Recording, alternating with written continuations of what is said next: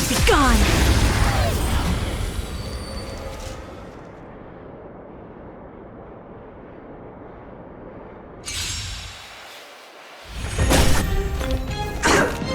The smell of sin. I shall be the judge. Breath of Nature Reaper! Enemy targets detected. Enemy data signet markers activated. Time for a good old counterattack!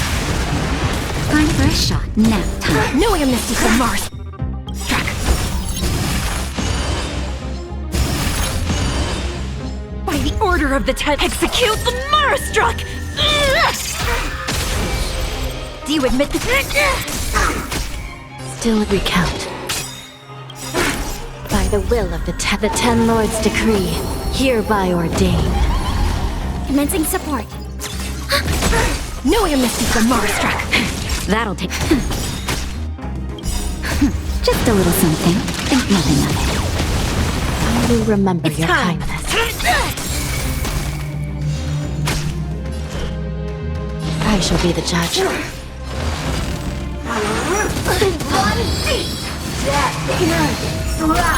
Ready for another? Thanks for the support. Do you admit execute the Mars struck! To be reborn.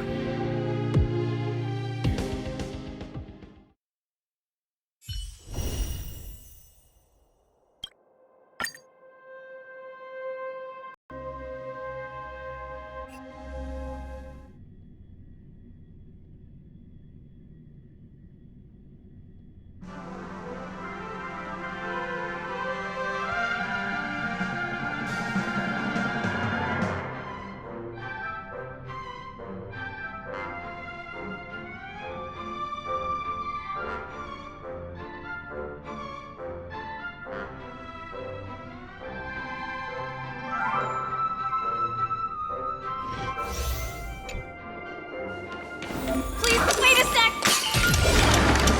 Please, wait a sec! Looks like it's...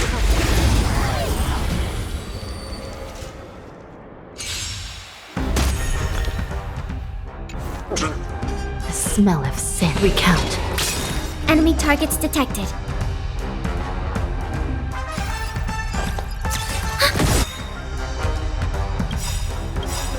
By the will of the Ten Lords' decree, hereby ordained. Enemy data signet markers activated. Time for a good old counterattack! Let's start today's duty. Cleaning up now!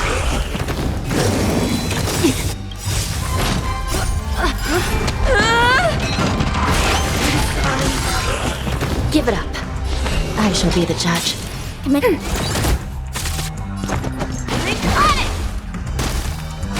This is serious. Ready for another? Hope I don't clean up now!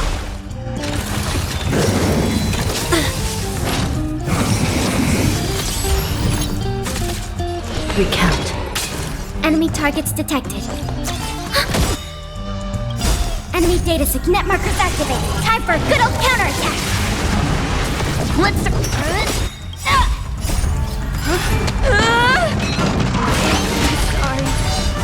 Give it up. I shall be the judge.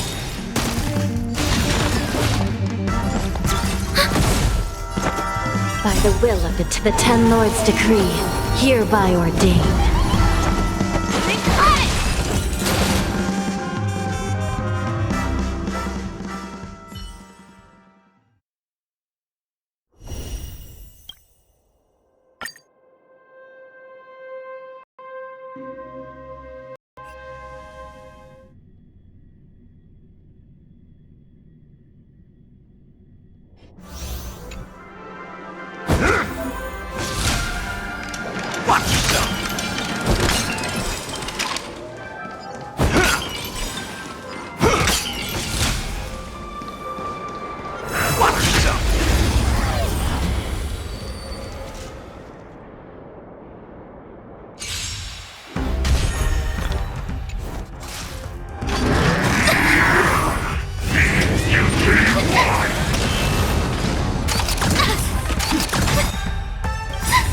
Everything is... Oh, stars, give these trailblazers your blessing!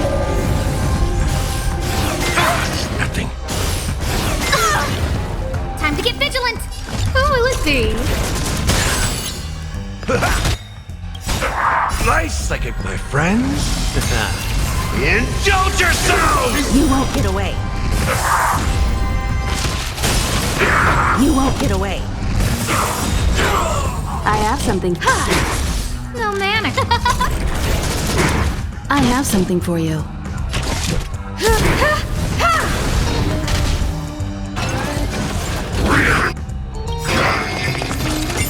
Perhaps humanity never conceals its desire to control the heavens, and I'm no exception.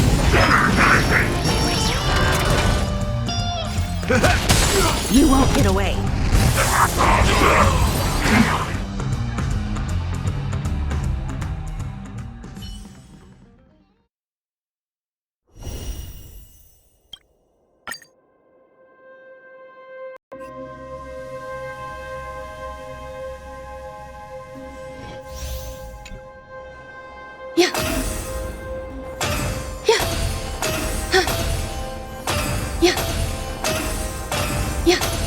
Sound lingers. Sound lingers. Sound lingers. Sound lingers. Sound lingers. Sound lingers. Sound lingers.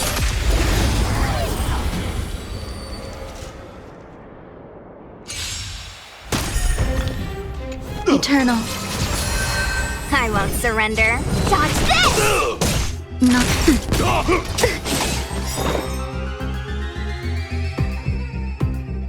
Every petal, all will be swept away by the wind. Want to see what I can do? Take this! Rise, Venus! Dodge this! Time nap time. Some value, I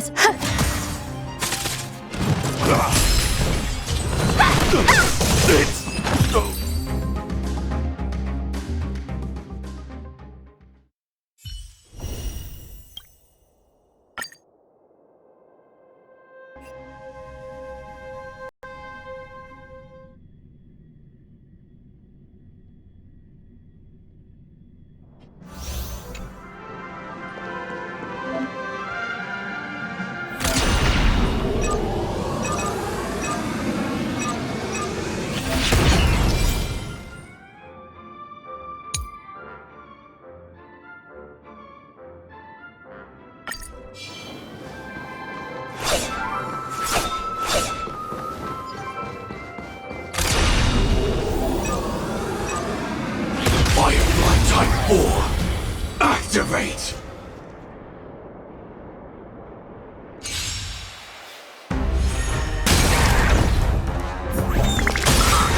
In the mood for another beat?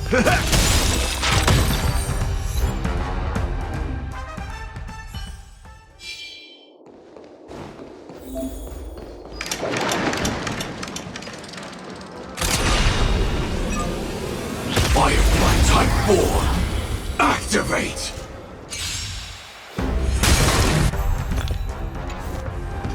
Decided to play your ace, huh? Detonate! Dreams do come true.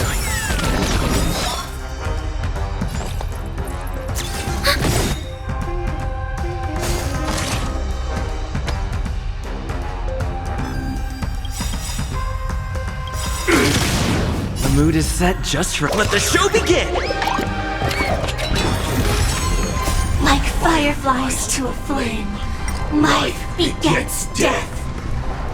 I will fight for myself until everything burns to ashes! Enemy data secured. Net markers activated. Time for a good old counterattack. Nice, my friends. Indulge yourselves! I will claim victory for myself. Fight to live! Take your positions. Let's improvise.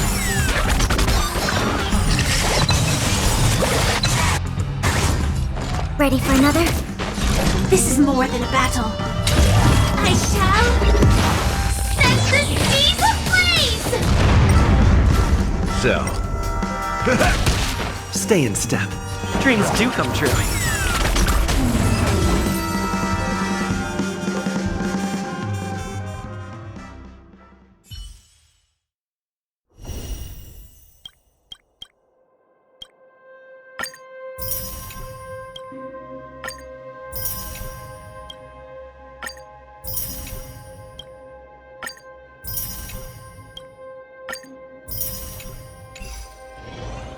Life is a...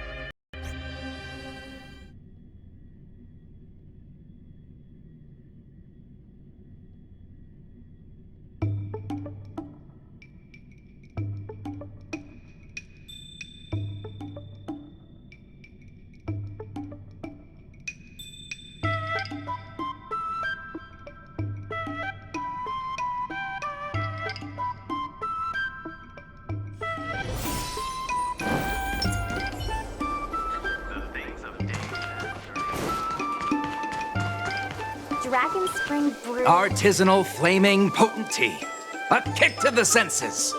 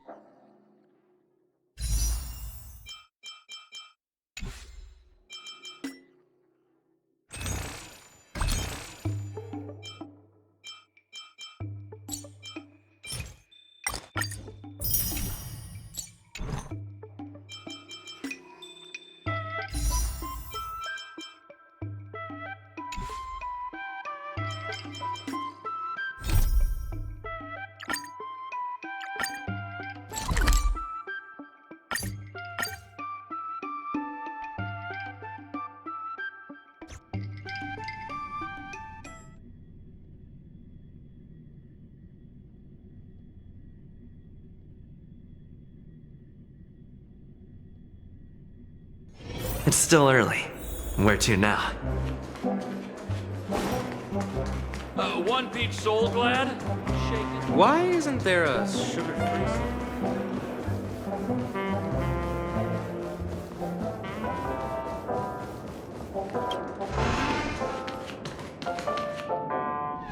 Wake up! Wake up! Hey, wake up! The sun's frying your butt.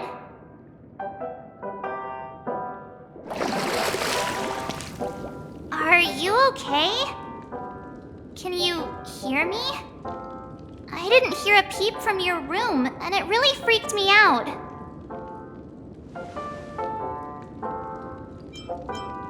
Hey, I was seriously worried when you didn't respond. Thank goodness. The Order's dream is over. Even though it's been a day, I still break into a sweat when I think about it. Our trailblazing expedition almost ended in Penacony. I'm so jealous that you got a good night's sleep. I was traumatized and too scared to even close my eyes. I thought if I fell asleep, I'd never wake up again.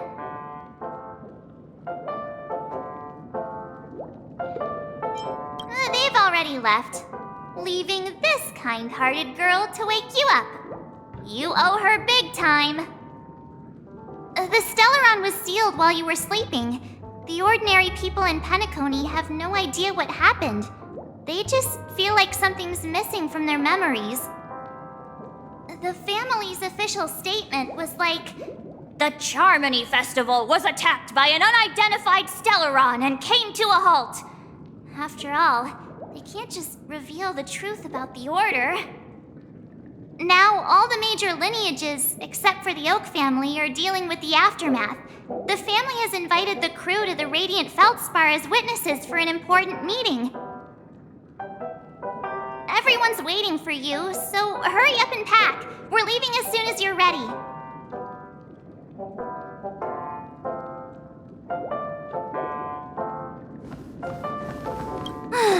After all this craziness, nothing is better than staying safe in reality. It's a massive airship, and it's awesome! I heard it's never shown to the public. Only VIP guests of the family get to board it and enjoy the breathtaking views of Penacony. The Iris family sent us a bunch of souvenirs. Fruit baskets, plus this fancy button model. After you're back on your feet, you can enjoy them all. We are pretty much celebrities on the planet of festivities now, aren't we? The Stellaron was sealed while you were sleeping. The ordinary people in Penacony have no idea what happened. They just feel like something's missing from their memories. The family's official statement was like, "The Charmony Festival was attacked by an unidentified Stellaron and came to a halt." After all, they can't just reveal the truth about the Order. Now, all the major lineages, except for the Oak family, are dealing with the aftermath. The family has invited the crew to the Radiant Feldspar as witnesses for an important meeting.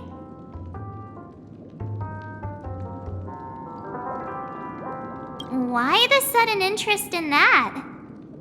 Well, I was dragged into the sweet dream. I felt a cold tentacle diving into my memories, but something else was there. So the tentacle suddenly disappeared. And then I dreamed about stuffing my face with delicious food and going on a shopping spree. Sunday didn't seriously believe that was the life I wanted, right? Breaking free from that cheesy illusion was just a piece of cake. Yeah, let's go. We've got some time before we board the ship, so let's catch up with everyone at Dream Jolt Hostelry.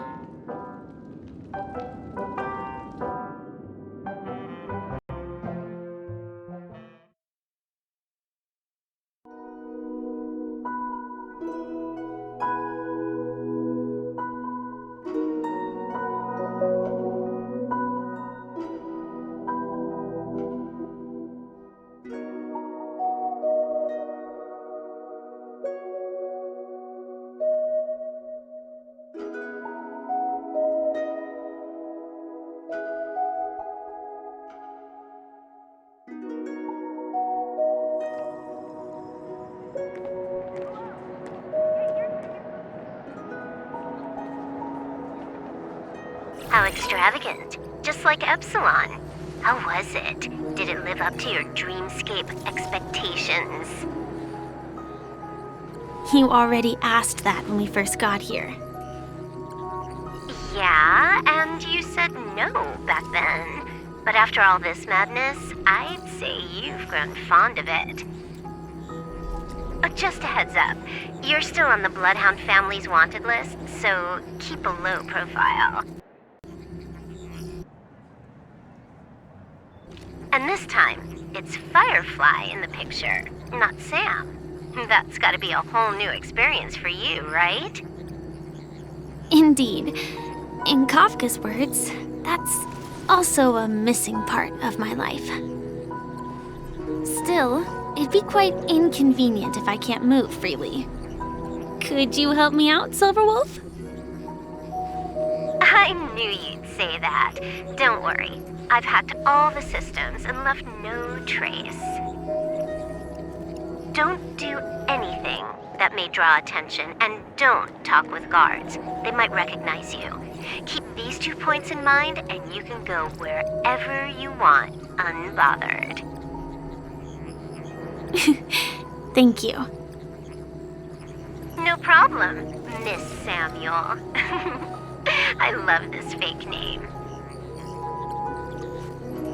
Now that we're done here in Penacony, what will you do in your free time?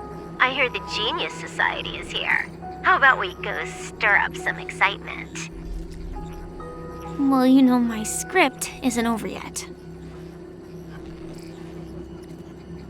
I didn't bring you back to hear an answer like that. Don't worry. The script says that I'll experience 3 deaths, but also receive an unforgettable reward on the planet of festivities. How will I know if I don't try? All possibilities exist until the outcome actually happens, right? You may not realize it, but you have a bad habit. Whenever you seem to be asking a question, you've already made up your mind, and no words will dissuade you. Anyway, Kafka asked me to pass on this message. If you see anything fabulous in Penacony, get one for me too. Just swipe my card, you know the pin. She didn't specify anything, but I guess she means a dress, coat, sunglasses, or something else. You know better about fashion than I do. Sure, I'll keep an eye out. There's tons of options at OT Mall.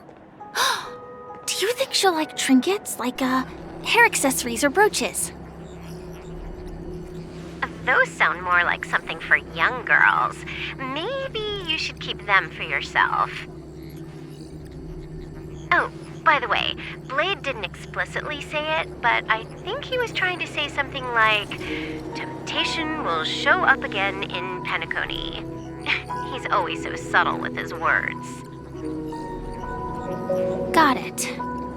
He was just worried about me. Relax, Silverwolf. You know me.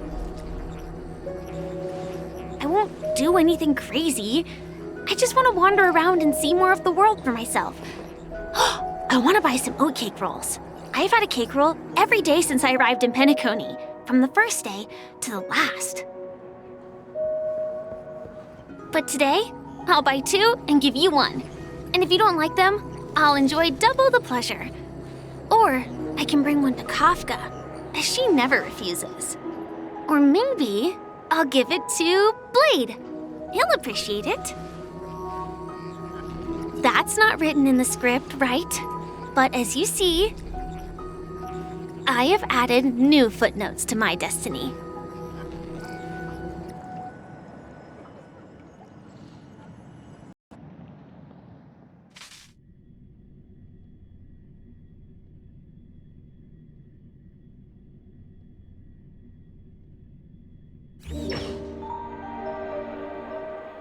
Welcome, Director Topaz. The family ambassadors are still inside making preparations, but the big boss hasn't arrived yet. It'll be a while before the conference starts, I'm afraid. Huh. Quite a spectacle. The family really knows how to make things look impressive. I thought they would choose a more formal and low-key location for the conference. I didn't expect them to go with a luxury airship. About this, Director. I've asked around. This airship, named the Radiant Feldspar, belongs to the Alfalfa family. This conference between the IPC and the family will have a direct impact on Penacony's future. Such an important event should have been held at well, somewhere secretive in the moment of morning dew. The atmosphere here, it doesn't feel serious enough. If I'm right, this conference is probably just a prelude. Whoever organized it wants to assess the IPC stance beforehand. This influential figure either has their own ambitions and wants to reach a preliminary agreement, or they plan to put pressure on us to make us back off. Oh, your mind is always so sharp, Director Topaz. And when the big boss arrives, please remind her to be cautious and watch out for any traps. Thank you for the reminder, but I don't think that will be necessary. When she's at the table, it's the others who need to be cautious. Just tell everyone on our team to stay focused on their tasks and not worry about the negotiations. Oh, got it. I'll do it right away. Oh, and one more thing. Don't call Miss Jade Big Boss in front of her, or there will be serious consequences. I mean, really serious. Got it. Thank you for the reminder, Director.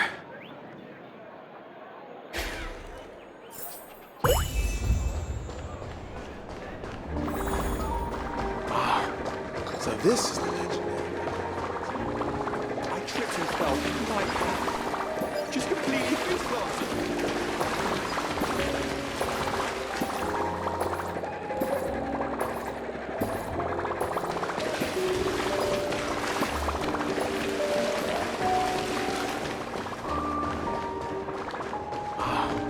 So this is the legendary.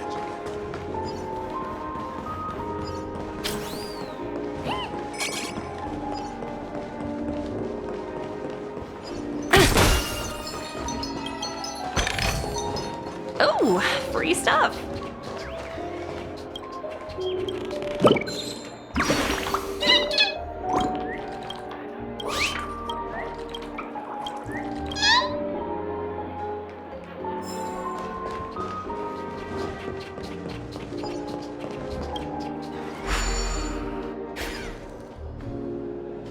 None of the important figures have arrived yet.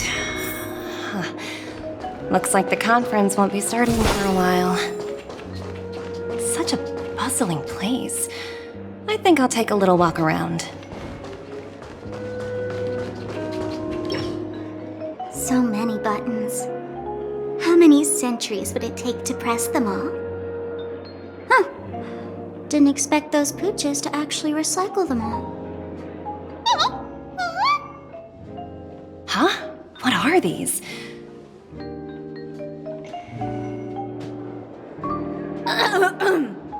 For your safety, please stay away from those objects. For my safety? Are these buttons something dangerous? Not exactly.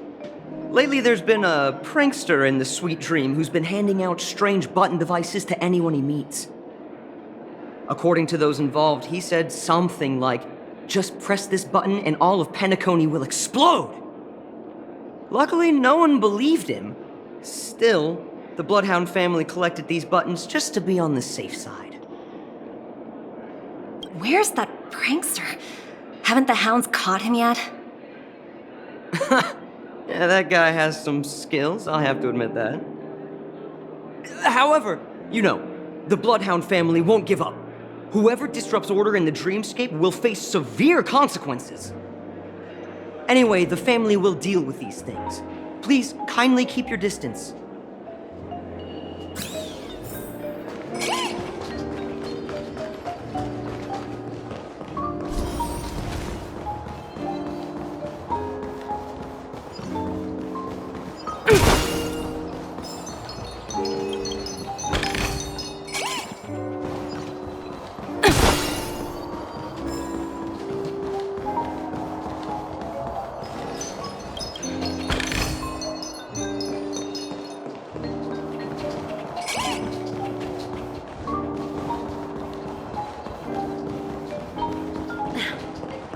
Watch yourselves in front of the IPC. Don't you dare.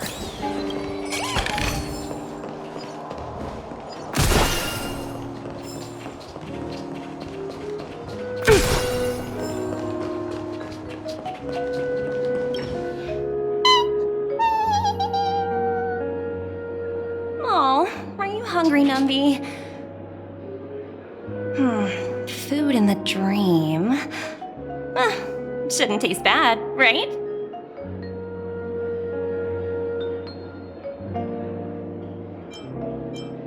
Numby, catch!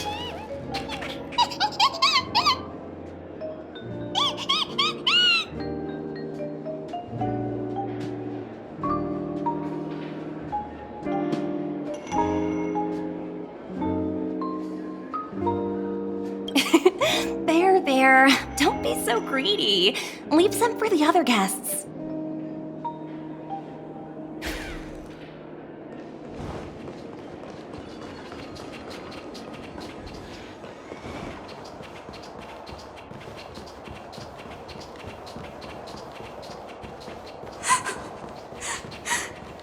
I'm lost.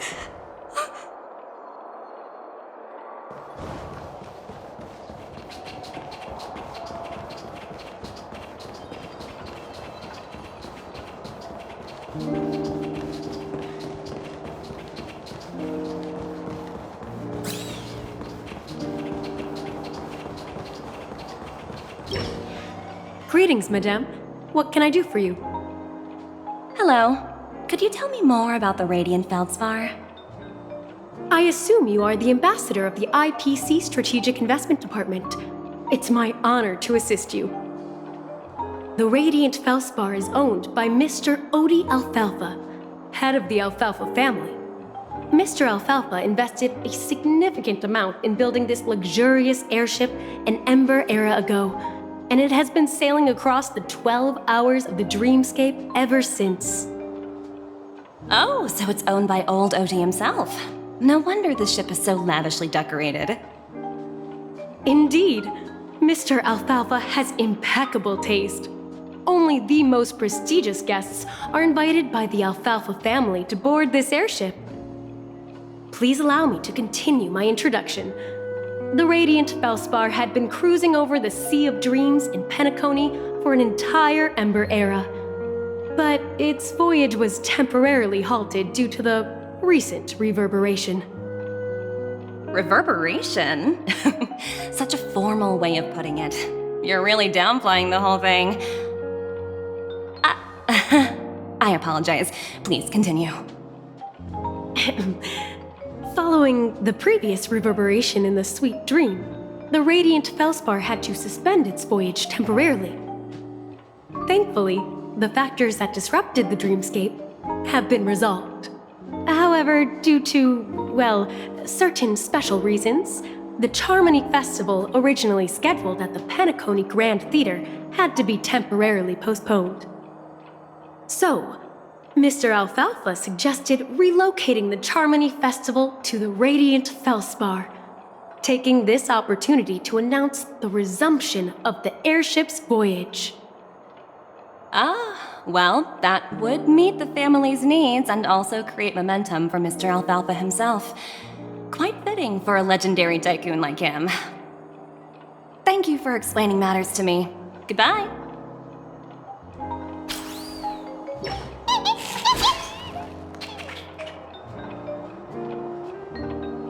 Hello? The Talent Motivation Department? Again? Internal review? Will it ever end?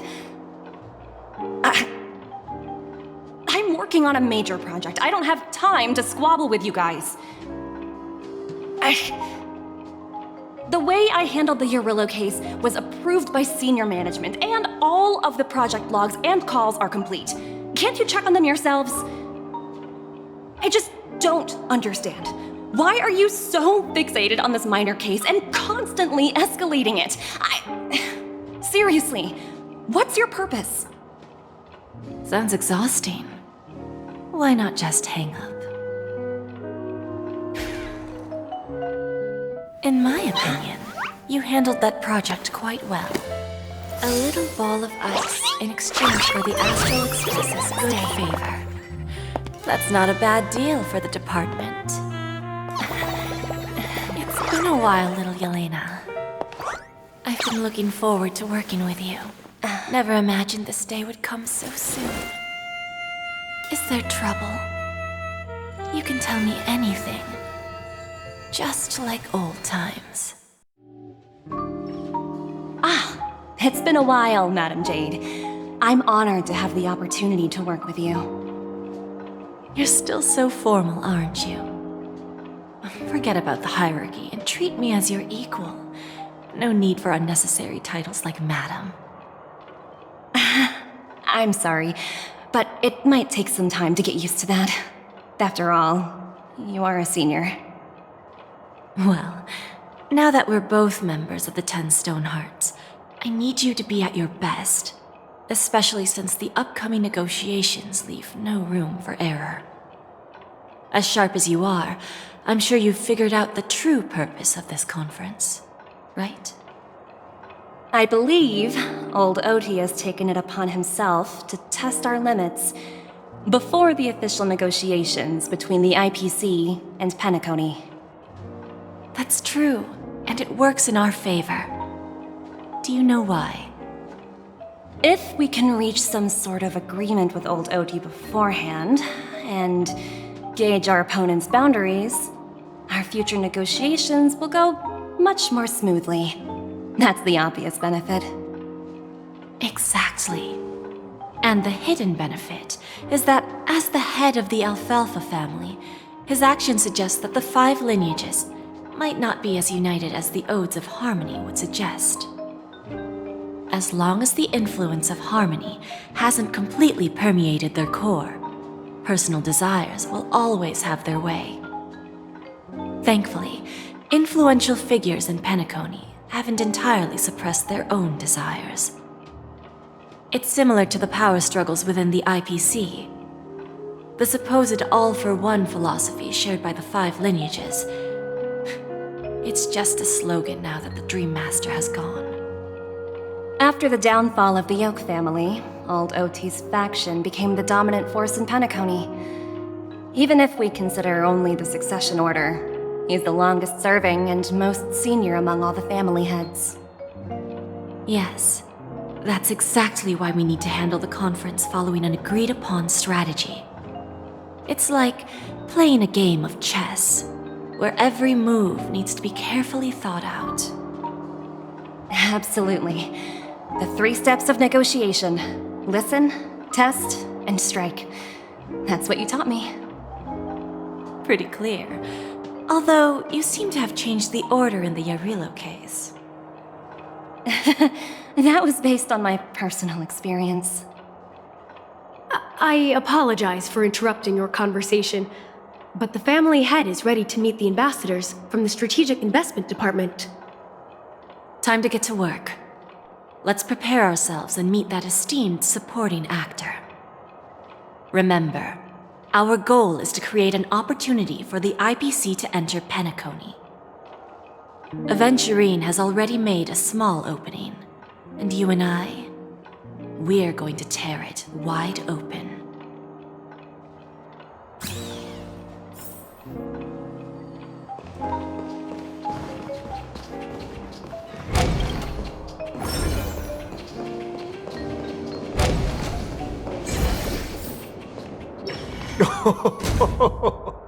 Welcome aboard my ship, the Radiant Feldspar. Smart and charming ladies.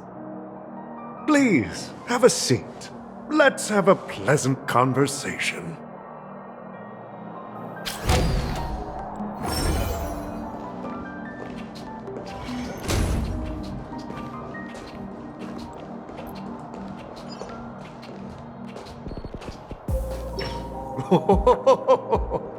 Welcome aboard, my dear ladies.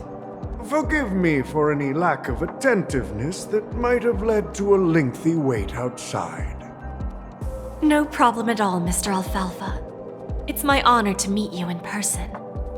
You may not be aware, but The book Odi Alfalfa, the biography, is a must-read for all Strategic Investment Department employees.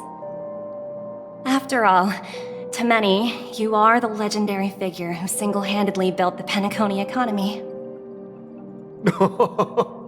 I expected no less from the 10 Stonehearts from the Strategic Investment Department. You're definitely skilled in the art of conversation.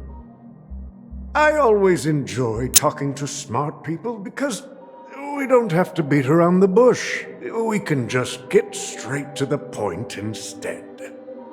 Since I invited you IPC ambassadors on board, I'm sure you've figured out the topic I'd like to discuss, yes?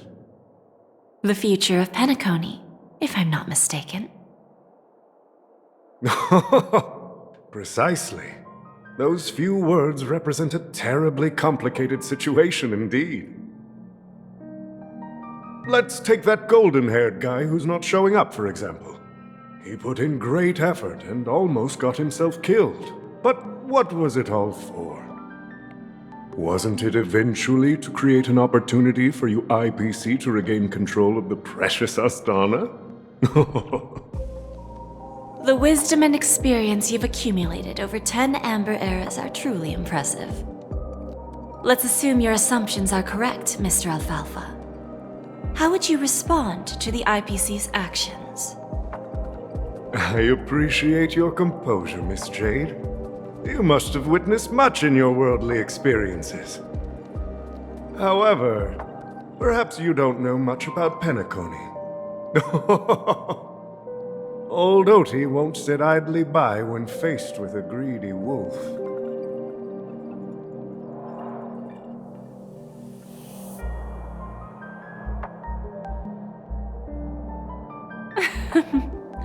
Please, go ahead. I'm all ears. Then I'll be straightforward. I requested this meeting before the official conference to dissuade the Strategic Investment Department from trying to lay a finger on Penacony. If you back off now, you can make a smooth exit and prevent the IPC from losing face during more important negotiations. One of our P-45 executives was attacked and nearly killed in the dreamscape. The IPC can't simply ignore this incident. Moreover, considering the turbulence during the Charmony Festival, Penacony's credibility has taken a hit in the public's eyes. Despite your determined attitude, the issues plaguing Penacony are real, are they not? You used the term real, Miss Topaz, but let's not forget that this is the realm of dreams. If you want to succeed here, you need ambition and unconventional thinking. Curious about how I plan to respond to the IPC? Well, I don't mind sharing. My actions will help Penacony take a significant step forward by self-listing and going public. Going public? If I'm not mistaken, you want to bypass the IPC and go public on a universal scale. Precisely. Instead of watching the IPC gnaw away at Penacony, I'd prefer to open the doors of the sweet dream to the entire universe. Starting today, anyone in the cosmos can become a shareholder of the Land of the Dreams. This is the path of harmony I'll choose.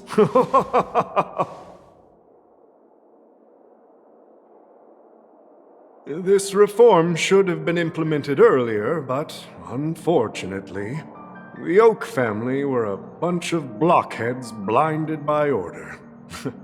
Their level of intellectual flexibility doesn't even come close to an old fellow like me. Thanks to the little reverberation earlier, the biggest obstacle between me and my reforms has been eliminated. the Alfalfa family will publicize the financial results of Sweet Dream Paradise, so that the entire universe can see that despite the catastrophe, Penacony still holds immense potential and opportunities, and that the family remains confident in its future.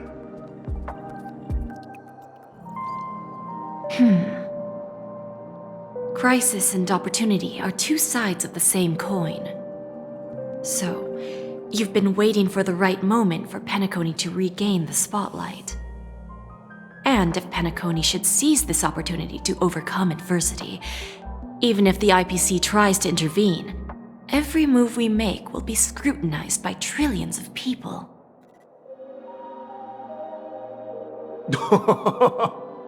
Now I'm convinced that you've indeed familiarized yourself with my biography, Miss Jade.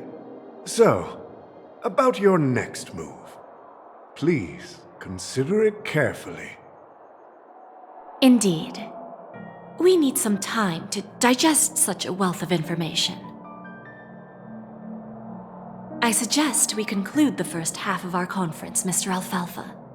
Please allow Topaz and me to confer privately for a few moments, and to respond on behalf of the IPC later. Of course. Take your time, dear ladies.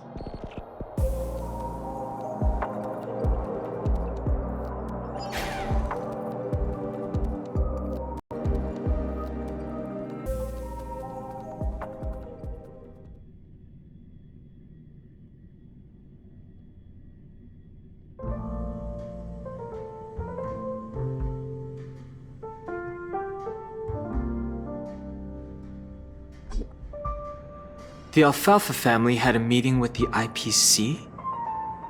I got this information from a message sent by that IPC ambassador. He said it was to return the favor. It's not hard to imagine. Penacony today is pretty much like the frontier prison it once was, with external forces casting greedy eyes and the undercurrent of order lurking within. Instead of falling into a situation where they are plagued by both external and internal threats, Penacony would rather take a step back and invite the IPC to negotiate at the table, ostensibly to cooperate, but in reality, to secure more opportunities for their own survival. Well, no wonder they sought the mediation from the Astral Express. In your opinion, who should we stand behind? I don't think the followers of the Harmony are completely innocent victims in all of this. For reasons unknown, they have a strong desire to smooth things over, which leads to speculation about their motives. If either the family or IPC were to assume full control of Penacony, it would return to its previous illusory dream of hedonism, and the efforts of those previous nameless would once again go to waste. There you are. Did you rest well? I didn't disturb you since you were in a deep sleep. Ah, she went to negotiate with the family as a representative of the crew. She'll contact us once her arrangements are ready. After Enna's dream was shattered, the family branch from the Montour system soon arrived and swiftly took control of the situation. Most members of the Oak family fell unconscious, but fortunately, their lives were not in danger. The mastermind behind the plans was confirmed to be Gopher Wood, the previous Dream Master. But by the time we arrived, he was dead already. He'll face a trial. As for further details, the family would rather not disclose them. Ultimately, the public perceived the incident as an attack by evil forces targeting the Charmony Festival. They believe the family failed to safeguard the Sweet Dream, significantly eroding their credibility in the process. While quite different from the truth, this appears to be the outcome with the least impact. After all, you don't know who's awake and who's pretending to be asleep. Well, they'll open their eyes in the face of danger. Once the danger subsides, they'll embrace the sweet dream again. Here's a toast, with 3 glasses of glory of the Trailblaze to all of you. Yeah, it's good to see you all again. Although we might be saying goodbye again after this reunion. When will the Astral Express leave Penacony? We'll stay a bit longer, but not too long. So, this is our final meeting then? If this is a farewell, then it seems to be missing something. Music? Atmosphere? Maybe a special drink to honor those who are not here. Let's see. The mixed drink should be solemn, dignified, and unique, as we'll use it to pay respect to those fallen heroes.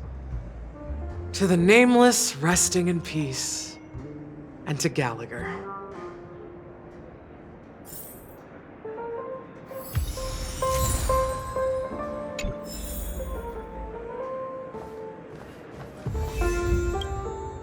It's rare for all passengers to leave the Express together during a trailblazing expedition.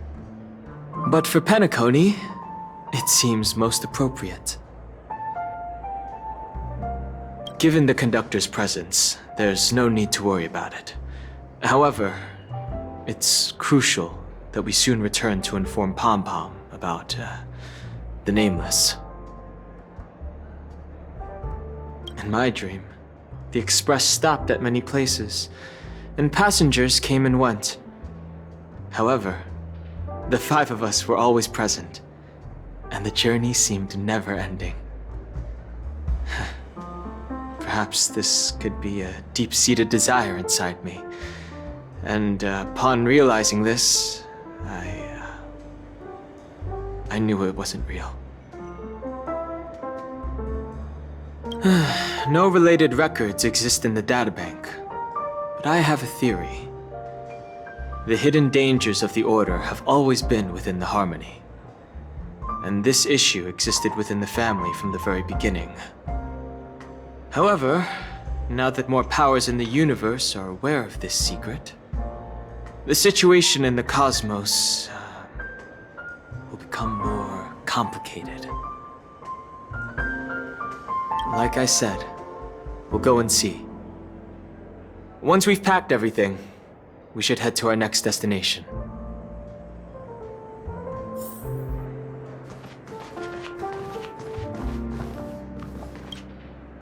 This trailblazing expedition has been thrilling and memorable. Hopefully we've all gained insights about ideals, paranoia, clarity, and dreams from the experiences we've had. One bird longs for the earth and the other longs for the sky. Even if Robin had to stop her brother with her own hands, she won't give up on him. However, facing punishment from the Harmony is inevitable. He will face a trial. As for further details, the family would rather not disclose them. Since the family took up residence in Penacony, the Order has been hiding in plain sight under the guise of the Oak family, using the Stellaron's power to strengthen their hold on the Sweet Dream, which eventually resulted in disaster. That's the claim the family makes. Whether they were truly unaware of all this is a delicate matter. Venturine's efforts finally earned the IPC a seat at the table. As a result, a more senior representative arrived in Penacony and initiated negotiations with the family. As far as the Astral Express is concerned, the IPC will make for an invaluable ally during the negotiations to prevent Penacony returning to its former ways. Well, it was somewhat surprising. In that dream, I returned to my homeworld and reunited with my long-lost friends. And for some reason, Acheron resurfaced in my mind. When I realized that her conclusion was not preserved in memories, I became aware of the bitter truth. The conclusion of a journey can often be sorrowful. All we can do is to try to make sure it ends on a happy note.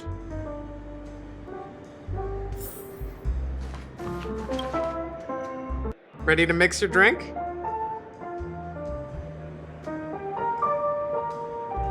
I'm not sure. I haven't seen him since our last meeting at the lounge. Come to think of it, he always did come and go quietly. We used to discuss everything here. But every time he'd leave, I'd realize that I didn't know him at all. Such is the mystery that is Gallagher. I have a hunch.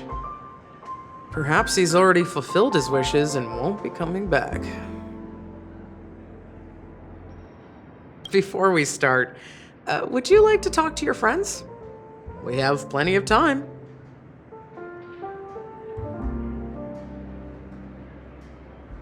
All right, as you wish. Huh. I think I have an idea about what drink to make. Would you like it bitter or sweet? It's up to you. Choose the flavor that suits you best at this moment. Drowning sweetness. One of the most challenging drinks to make.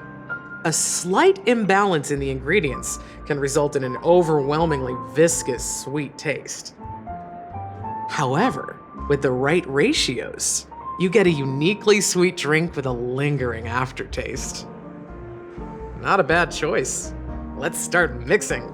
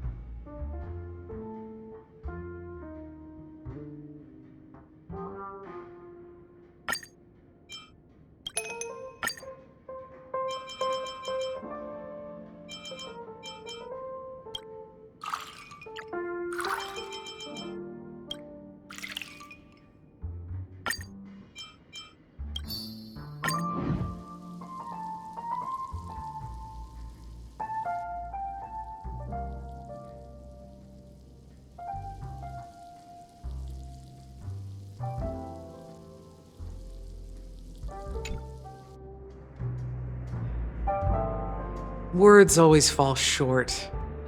If you want to bring closure to past events at this lounge, there's no better way than mixing a drink. Blend all your memories and emotions together and stir them well.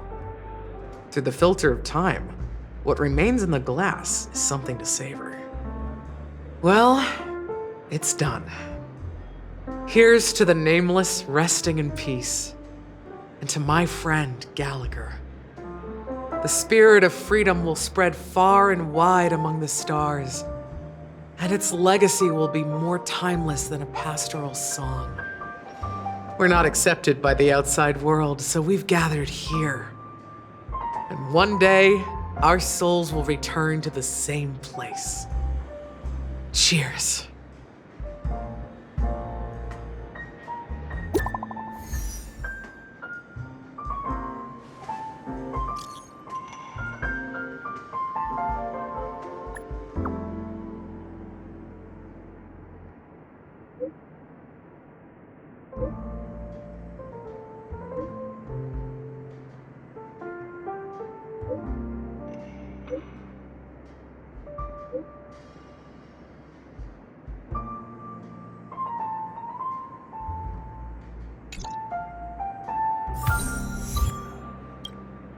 Oh, are you leaving? Well, then take this with you. I've mixed more of this last special drink for you. The past shouldn't be forgotten. So I hope it brings back the flavors of Penacony. Thank you. I'm sure it'll leave a lasting impression. If you happen to run into Gallagher, make sure he has a sip too. I know his tastes, and he'll be thrilled. All right, enough with the heavy stuff. You guys have important things to take care of. So let's not dwell on things. Whether it's the Astral Express or Penacony, there's still a long journey ahead. So let's lift our spirits, guys, and embark towards our tomorrows.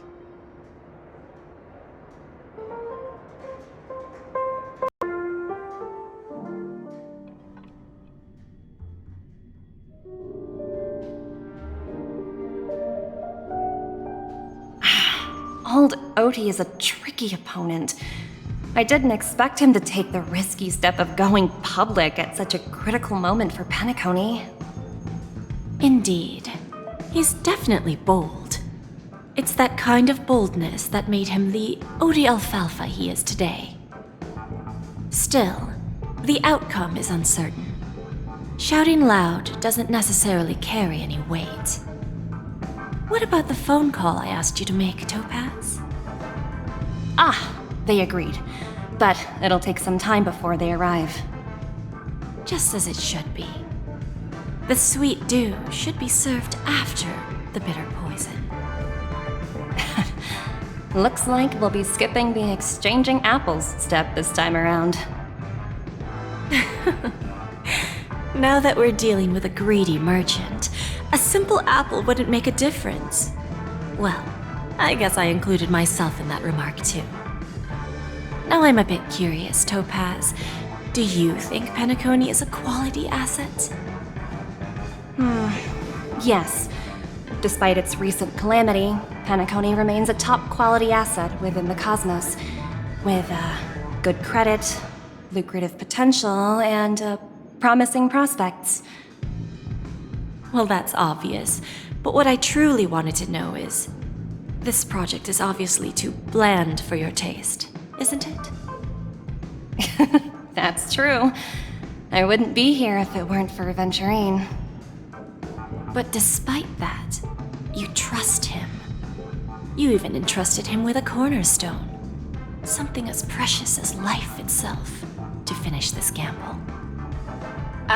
Are you not in the same boat, Miss Jade? Without us playing along, your Jade Stone wouldn't have made it across the border so easily, allowing you to see all desires that flow through dreams to gain a bargaining chip in negotiations. That's why I'm willing to stake my Topaz Stone to cover for you. It's like one big, elaborate game of chess. Once that kid sets his mind to something, nothing can stop him. Not even fate. Well, at least he's still alive, and that's the best outcome. Looks like we've strayed off topic, Miss Jade. Should we discuss our next steps? No need. I'll go it alone.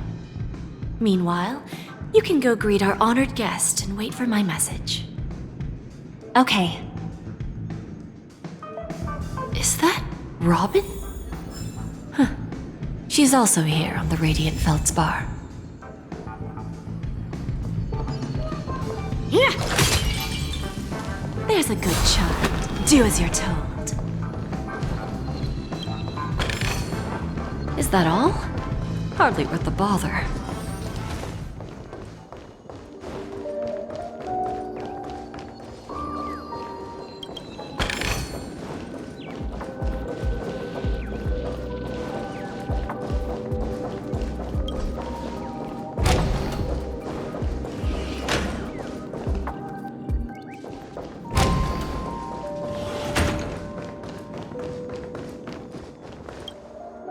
Greetings, Miss Robin. I didn't expect to meet you here. Miss Jade? Greetings. The opening ceremony for the Charmony Festival has been moved to the Radiant Feldspar, so I'm here making some preparations. How about you? Have you spoken with Mr. Alfalfa? I'm actually on my way to meet him right now. Do you know him well, Miss Robin? Unfortunately, I've never met him. I've only heard a few comments from the former head of the Oak family. Mr. Alfalfa is respectable when it comes to business, but in other respects, I can't say the same. where do you think the future of the planet of festivities is headed? I believe the sweet dream will see its rebirth, just like the radiant feldspar resumed its voyage. The Harmony needs a new direction.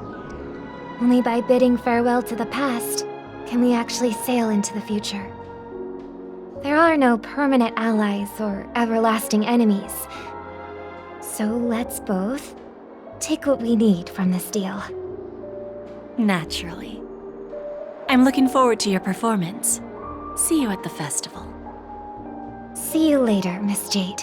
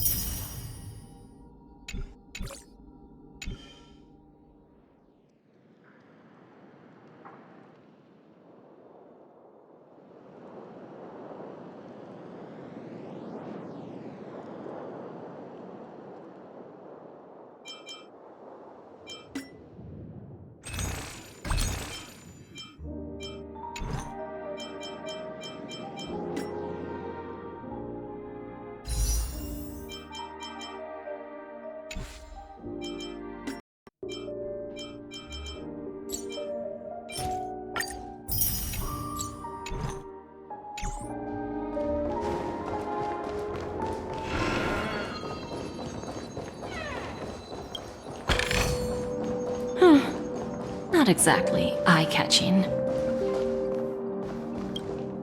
Thank you for your patience, Mr. Alfalfa. Let's continue our discussion. Figured out something already, Miss Jade? But where is Miss Topaz? Topaz has something else to take care of. You'll be seeing her later. Talks can still continue between the two of us. Is it just me, miss? Your tone sounds very different now. I need to set a good example for my junior. It's not a good habit to be too loose-lipped during negotiations, right? Now we can speak frankly and openly. Do you believe what I said, Odie? You're not the only merchant who has seen the changes in the cosmic market over the past 10 Amber Eras. Interesting. Now that's interesting. Good. It's good to be straightforward. Openness and transparency are my things. So, tell me, what's your next move? Unfortunately, I'd like to speak the harsh truth before laying out my plan. Let's cut to the chase. First, your plan won't work. Penacony has no way of sidestepping the IPC and going public. Second, you can't stop the IPC from entering Penacony. We've got all the time and connections in the world to find a way in. We'll keep tearing down and rebuilding this place until the Asdana system gets used to the IPC's ways again. Now, I'm repeating your words exactly. If you don't want to be a laughingstock and have everyone gunning for you at the official conference, you'd better drop your little pie-in-the-sky plan. Oh, interesting. Indeed. You surely have a way with words. Now, I'm curious to know what you have up your sleeve. Mr. Alfalfa, let's not forget that the IPC controls the biggest interstellar publicity platform. More than half the news networks in the universe take their orders from us. The moment news spreads about Penacony going public, trillions of customers will immediately receive a message like this. The family's protection for Penacony has expired. Any mishaps in the dreamscape could result in permanent brain death. Care to guess how many ways we have to turn Alfalfa credits into worthless junk within a measly 24 system hours? With the entire cosmos keeping a close eye on Penacony, I assure you, it won't be too hard.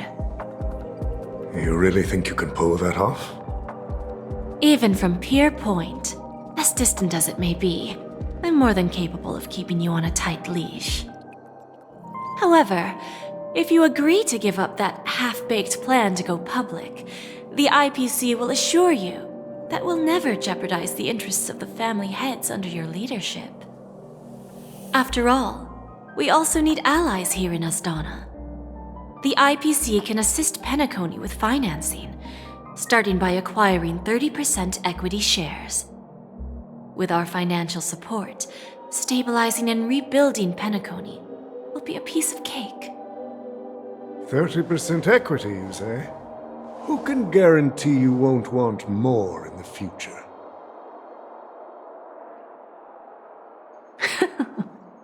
That's the brilliant part of it all. The answer is simple. No one. There are no guarantees. It all hinges on self-awareness and mutual respect. However, the board of directors will consider the interests of the family heads to some extent. You're a smart merchant, old Odie. Isn't the whole purpose of this elaborate game to showcase your business acumen and seek more benefits for the family? It benefits us if we both take a step back. And if that's not enough for you, I'm pretty sure that another goal of making Penacony go public is to expand the influence of the Planet of Festivities and attract more customers. I understand your concern, and I have a solution for that, too. Fine. Now I see your sincerity.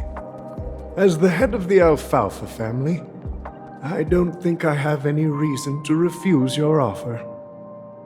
However, as their chosen one, I still need one final answer. Go ahead. I'm listening. When I was a child, I heard the adults recite the tale of the ancient Ember Era, about the ascension of Shipe, the Harmony, and the downfall of Enna, the Order. The Order and the Preservation used to be close in ancient times. So, why does the IPC, as a follower of the Amber Lord, seek collaboration with the family instead of aligning with the Order? The answer is simpler than you think. It's all about credits. Everyone's favorite thing and the universally recognized currency among the stars. The IPC has the power to perpetually ensure their value. With each new world integrated into the credit system, the IPC adds another building block to its cause. Eventually, all exchanges, capital, and businesses will operate within a unified monetary system. By then, all planetary developments will be recorded in accounts with well-defined values and the ability for exchange and circulation. And the heart of everything will be Klepoth's credit. Ah, and then the IPC will be able to exert influence over everything. Our intention is to establish enduring preservation, so I'm sure you can understand. This universe doesn't need two types of order.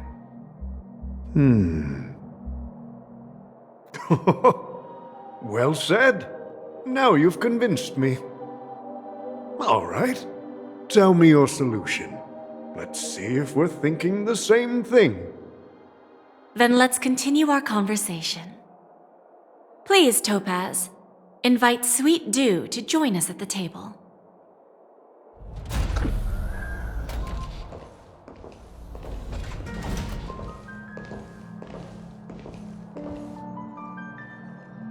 Thank you for your presence, Miss Himeko.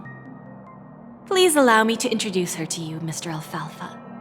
This is Miss Himeko from the Astral Express, one of the future shareholders of Penacony. I've heard so much about you, Mr. Alfalfa. It's an honor to meet you as representative of the Astral Express. this stunning lady is the navigator of the Astral Express? It's a pleasure to meet you. I believe everyone here is familiar with the general contents of the proposal. After this round of financing, the IPC is expected to hold 30% of Penacony's shares. Then, the IPC will transfer 5% of that stake to the Astral Express and recommend Miss Himeko as an independent director to honor the sacrifices and contributions made by the former Nameless to the land of the dreams. While this decision isn't finalized yet, we are honored that everyone here recognizes the way of the Trailblaze. While the Nameless didn't embark on their journeys for fame or fortune, if this is the wish of both the family and the IPC, I will represent the Astral Express and fulfill my duty as a member of the board of directors. The entire crew has agreed to assist in the reconstruction of Penacony. Beyond that, in our future travels, we are committed to bringing the beautiful dreams of the planet of festivities to more worlds. Of course, all cooperation is based on one premise. The path of harmony in Penacony must not be distorted again, and such a tragedy must never recur.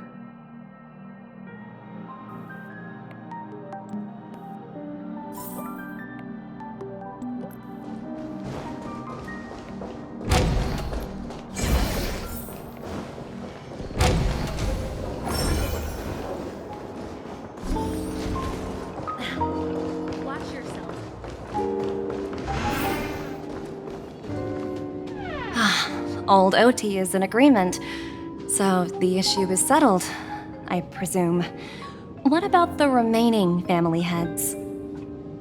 They will soon realize the situation. When old Odie answered the last question, he represented more than just the Alfalfa family.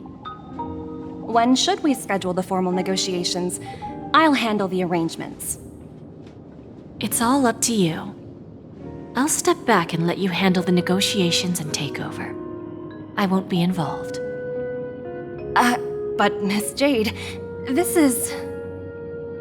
Aventurine initiated this case, and you were his project partner. If that kid hadn't overplayed his hand, I wouldn't have been pushed to the forefront. I came here today to help you sort out the toughest issue. I trust you'll be able to wrap things up quite nicely, little Yelena. Of course, there won't be any problems. And please, give Diamond my assurance. Don't worry. Diamond has always trusted us. I'll put in a good word for you, and you'll have your P-45 position back in no time. Radiant Feldspar. What a fantastic ship. Now that my business is done, it's time for me to indulge in my own little hobby. Ah, you want to open a Bon and Jade exchange branch on this ship too? Opportunities like this don't come around often. Just look at the guests on this ship. They're surely holding a wealth of valuable treasures.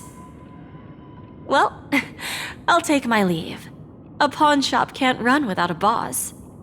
See you around, Topaz. I have one more question for you, Miss Jade. Go ahead. That dose of bitter poison. I'm curious as to how you found this information.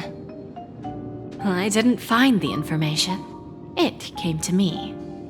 It was from a lady concerned with the future of the Harmony. In return, I've agreed to help her with something, but that's for later. We can deal with it after we leave Penacony. You see, that's what investment is all about. The seeds of opportunity are already sown. They only need a little bit of nourishment to take root. And then after, all we need to do is wait patiently. Like right now, for example. It's just about time my final guest boarded the ship.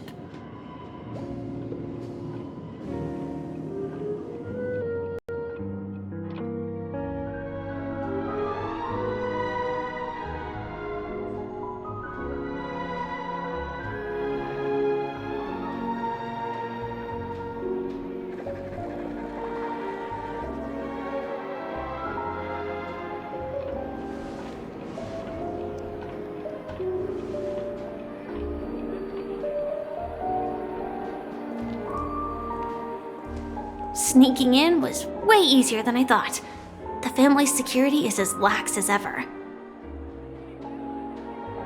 So, this is the Radiant Feldspar. So luxurious. A pawn shop that grants wishes. Is there really a place like that on the ship? I'll find out for myself if the rumors are true or not.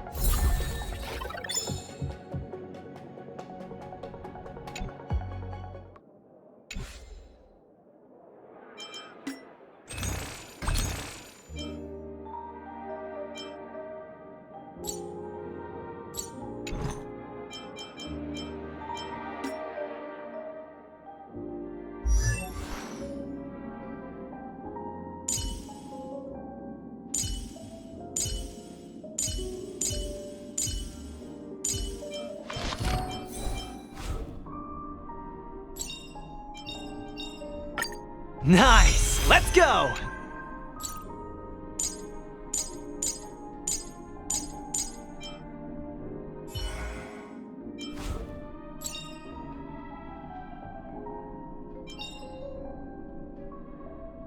It feels like the stars just got brighter. Serving under the Ten Lords as a judge of souls, I come to the world of the living to enforce their will.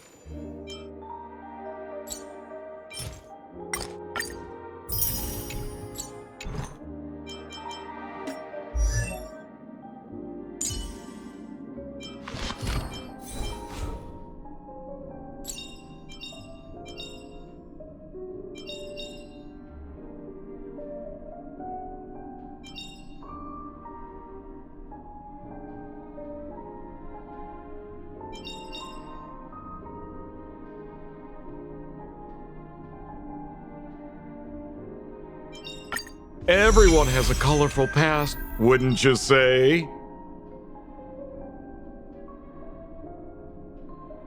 Everyone has a colorful past, wouldn't you say?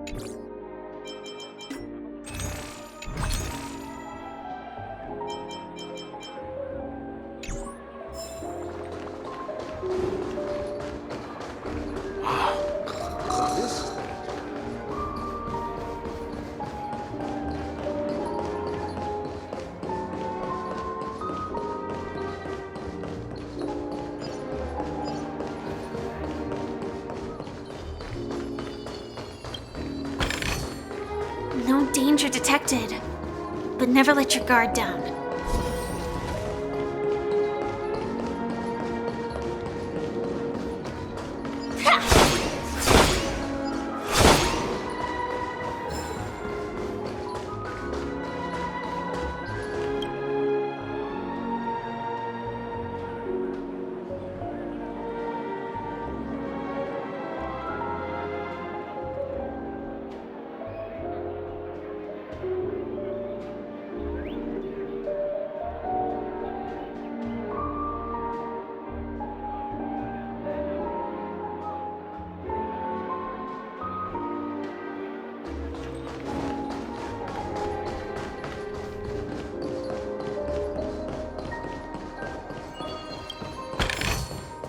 Inspection complete.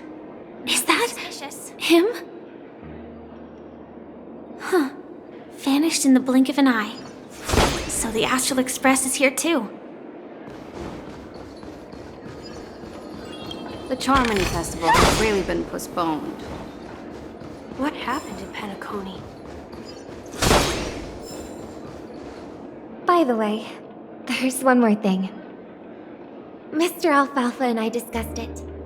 I'll present a gift to the Astral Express on behalf of the family as a token of gratitude for the Nameless's contributions to Penacony.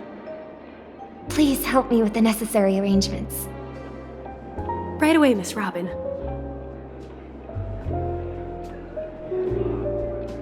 Can I ask you something? Oh, greetings, miss. Is there anything I can help you with? Do you know how to get to the pawn shop? Pawn shop? Ah, you must be talking about Lady Bonajade's place, right? I heard she offers, special services there. I've marked the pawn shop's location on your device. Please feel free to check it out. Lady Bonajade. I think I've heard that name somewhere before. Was it...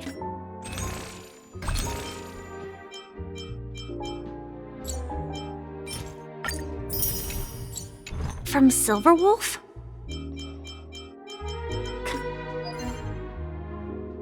Come to think of it, she disappeared.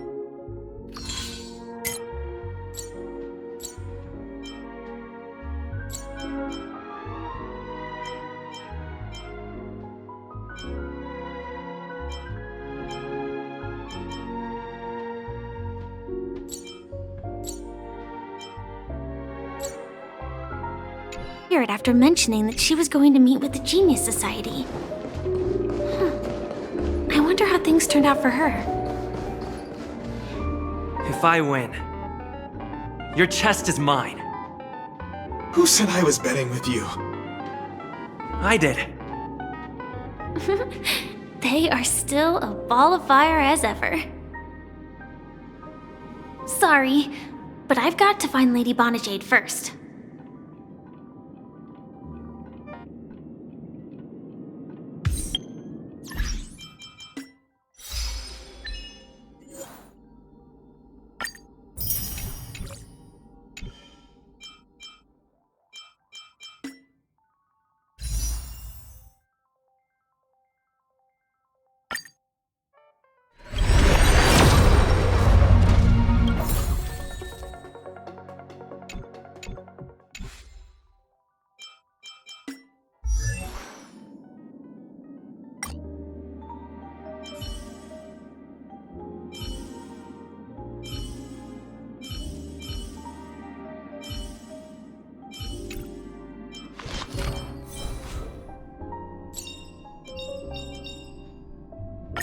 Serving under the Ten Lords as a judge of souls, I come to the world of the living to enforce their will.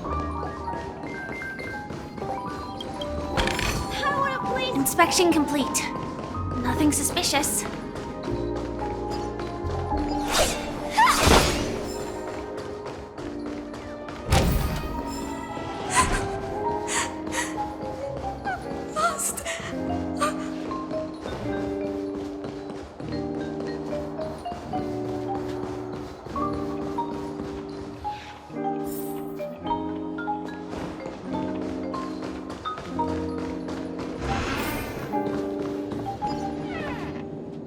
Welcome to Bonajade Exchange, Radiant Feldspar branch.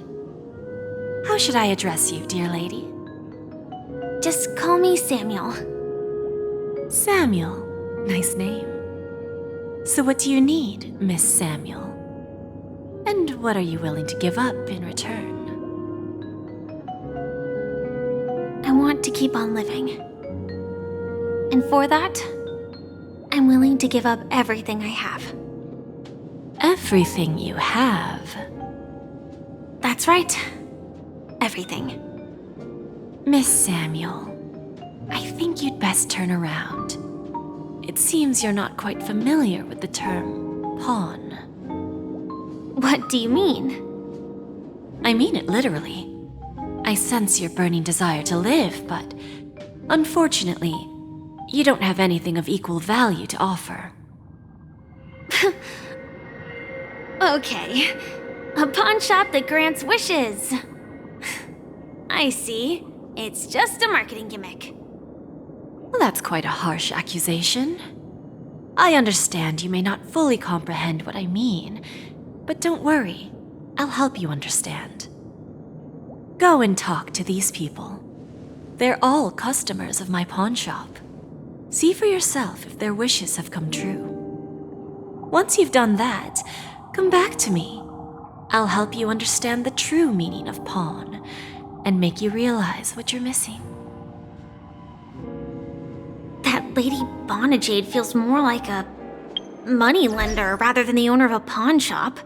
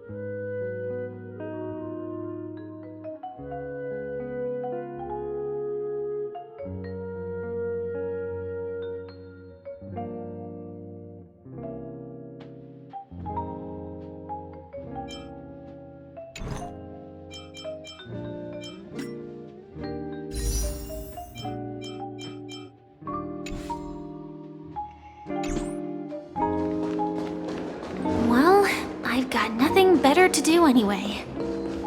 I'll do as she says and see what happens.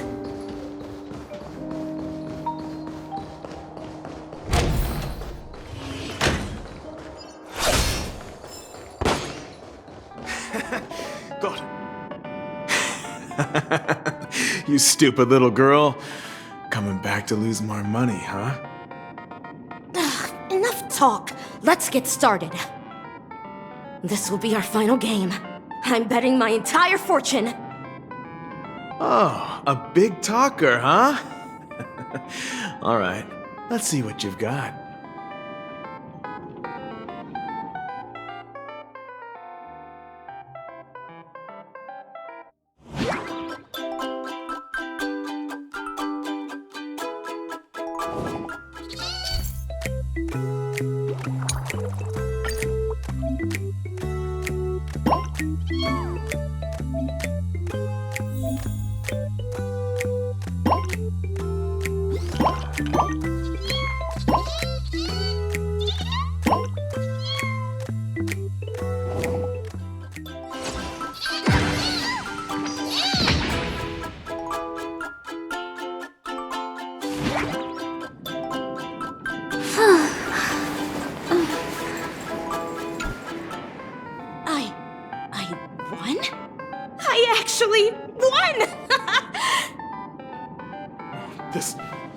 This can't be! You lost to me 10 times in a row. How could I possibly lose to you at such a crucial moment. It's true! Lady Bonajade has truly blessed me! Ha! Finally, my luck has turned for the better! Great new era for Stacy! The Master Gambler has arrived!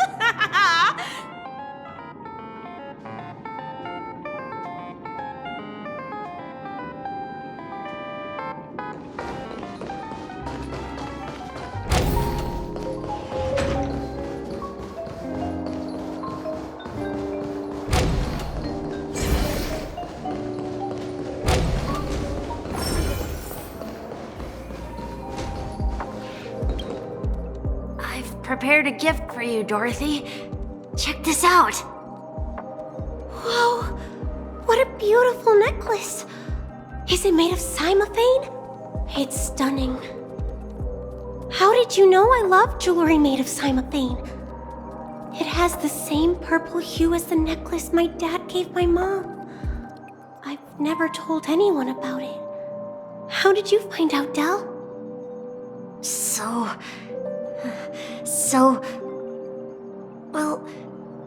Will you go out with me? I will. Really? I mean, really? I never said yes before because I thought you had no idea what I liked. But this gift made me realize you were actually paying attention all along, trying to learn everything about me. So yes, I will. Wonderful! My wish has actually come true! So, shall we go, Dorothy? Let's go outside and enjoy the stunning views of the 12 hours! Yeah, let's go.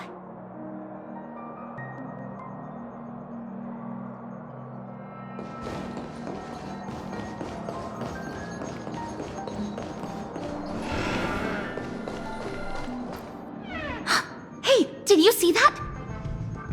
The gray-haired one outside. Don't look around, just focus on your drink. Seriously, they look like a total lunatic. Is that him?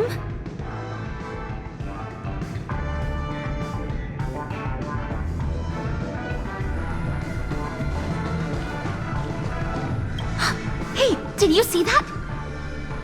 The gray-haired one outside. Don't look around. Seriously, they look...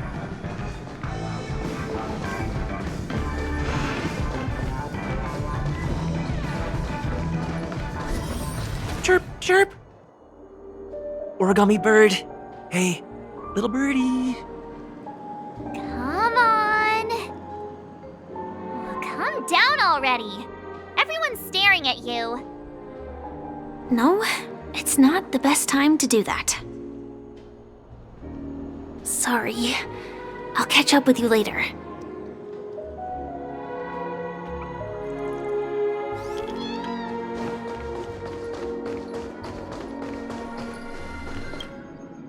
Yeah, you heard right.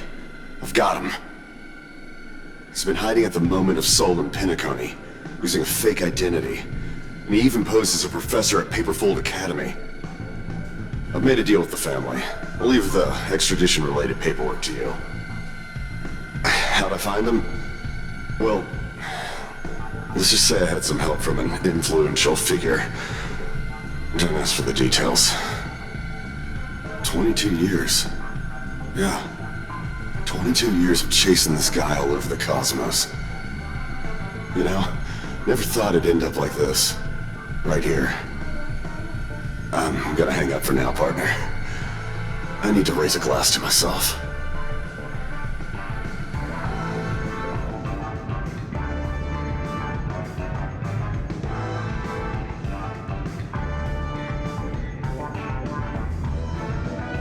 All of their wishes actually did come true.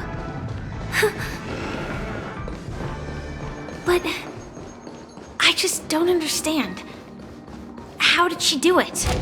And what does pawn really mean? I should go back and ask. Watch yourselves and friends. So you're back, Miss Samuel. Yeah. I found those people. And it seems their wishes did come true after visiting the Bonajade Exchange. But I'm not sure what you want me to see. They all seem to be living fulfilled lives. Not so fast. This step was just to show you that the Bonajade Exchange is genuine. That I had the power to grant their wishes. And now, I'll tell you the price they paid. Dell was from a wealthy family. He was head over heels for Dorothy and wanted to win her heart. So he made a deal with me. He put up his entire fortune in exchange for a gift that would impress Dorothy. It was a piece of cake for me, thanks to my IPC connections.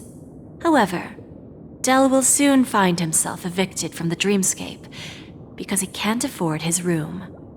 Whether he can bounce back from poverty, well, that depends on him. Let's just hope that necklace will keep their relationship from crumbling. Then there's Stacy, a lady with a gambling addiction. She wanted some serious luck, but she had nothing to offer. So I took something else instead. I took away all her close relationships. From the moment she stepped out of the Bonajade Exchange, every casino in the cosmos would remember her name. But her parents and siblings would sever ties with her, and it would be impossible for Stacy to make any real friends again. She will accrue a vast wealth due to her good luck, but she'll never be able to use it for the people who truly matter to her. As for Detective Walker, he spent 2 decades chasing down a wanted criminal for some heinous crime. But he never caught the guy. In his desperation, he came to me. He offered his own memory system as collateral. In due time, his memories as a detective will be erased, and he will completely forget his own identity and all the sacrifices he has made. Interesting, don't you think? I fulfill people's desires and grant them favors, and soon they come back to me with even greater desires. When people see others' desires get fulfilled, they develop their own desires. It seems like an endless cycle, but it does have a goal. In the end, I will get what I desire from this whirlpool. And patience happens to be one of my greatest strengths. So now, do you understand what you must give up, Miss Samuel? Or should I address you as AR-26710, a remnant of Glamoth's Iron Cavalry? I'm not surprised. You are much calmer than I expected. Entropy loss syndrome. Truly an unjust misfortune, isn't it? The higher-ups in Glamoth implemented such a failsafe within the genes of their warriors, just to make sure the Republic's most powerful weapons wouldn't fall into the wrong hands. As for the price, those Iron Cavalries weren't exactly seen as regular, independent humans, so there wasn't really a price to be paid. However, you are different. You're now a Stellaron hunter, a living being named Firefly. Naturally, you want to continue your existence, but with the Firmament Front gone, the people who know the secret and can cure the disease are nowhere to be found. Are you suggesting that the IPC has a remedy? Well, there might be a silver lining. That's all I can say for now. I see. It's no wonder you said I can't provide anything of equal value. Because nothing I own holds any meaning. So, you're going to ask me to personally restrain my partners to ensure my own survival? Unfortunately, that's not quite the case. Partners, a nice way to put it. Now I'm even more curious about the Stellaron hunters. Each of you has your own identity and a special bond with each other. It's strong and intimate, and yet it allows for independence. Just as the 10 Stonehearts follow Diamond, you follow your own leader. I wonder what they are like, and if all Stellaron hunters are like you. Traveling on the path of finality, but struggling against your destiny. Attempting to move in the opposite direction. I really hope that one day, all of you will come and visit my pawn shop. I'll be waiting patiently for that day. Can I see this as an invitation? From Diamond to the Stellaron hunters while keeping the IPC in the dark? Consider it more of a personal offer from myself. It doesn't represent the IPC or the Strategic Investment Department. The Stellaron hunters have interacted with the IPC, but not the 10 Stonehearts. Our paths have never crossed. As for your offer, I can pass it along to my partners. But I have a question. You know who I am. And you must know that my partner is keeping an eye on this room. If she wanted to, she could let the entirety of Purepoint know about it within a few mere seconds. What drives you to take such a risk and extend this invitation on behalf of Diamond, even if it could lead to your downfall? Simply put, you and I are the same. However, unlike you Stellaron hunters or the Astral Express, we band together merely to obtain what we want. Each of us has our own past and destined ends, and on this journey, we have been invited by Diamond to join him. This journey could be either brief or long, as each of us carries a void in our hearts that can only be filled from the outside. So, Diamond made us a promise to divide the power of the Emanator of Preservation into 10 pieces and give each of us a cornerstone to fill that void. Mortal flesh is fragile, yet my heart is unyielding like the monolith. For without this resolve, the way of preservation would fade into oblivion. So, you understand? This pledge goes beyond a mere oath. It's our collateral in exchange for opportunities, wealth, survival, and a future. And whatever we gain from it will fortify the Stonehearts in return, allowing us to achieve the great cause of the preservation when the war among the eons eventually comes.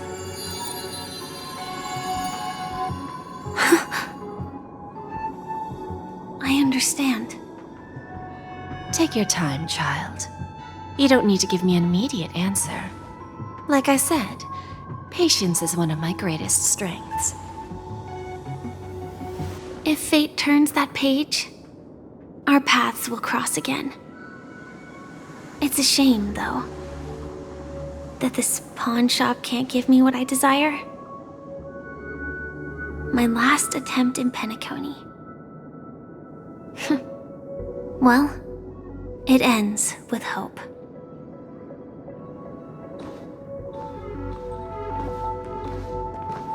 Lady Bonajade, I've come to deliver the collaterals promised.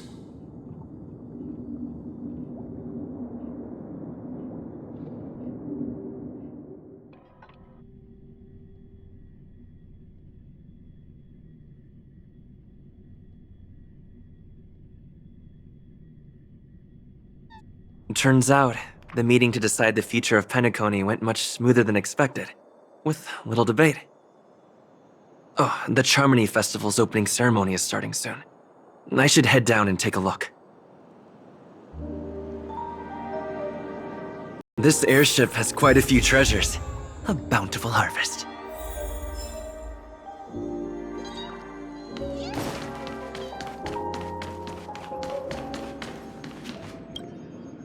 Remember, I can take you out with just one shot whenever I choose.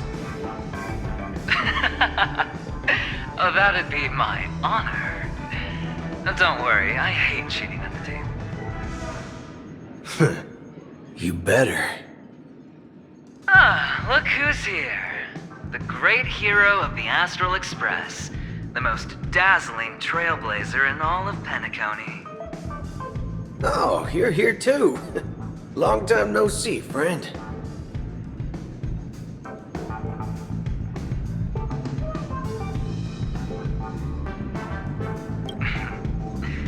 Merely a greeting of platitudes.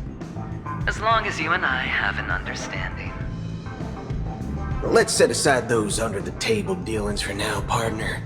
Don't want to spoil the festive mood of the Charmony Festival. I agree. Now let's congratulate Mr. Trailblazer. I hear the family intends to thank the crew at the Charmony Festival. It's a real pity I can't personally be there to witness this. Well, my job was just to give the IPC an opening.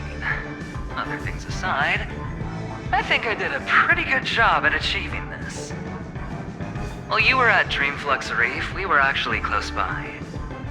You wouldn't have been able to dig up so much dirty information without the help of a knowledgeable friend. But that emanator didn't pull any punches. My body couldn't hold out too long. Otherwise, this would have been settled in a much cleaner manner. No problem. Punishing the wicked and eradicating evil is a top priority. Would have been strange if we sat it out. Making an entrance like that, us Galaxy Rangers are making a comeback.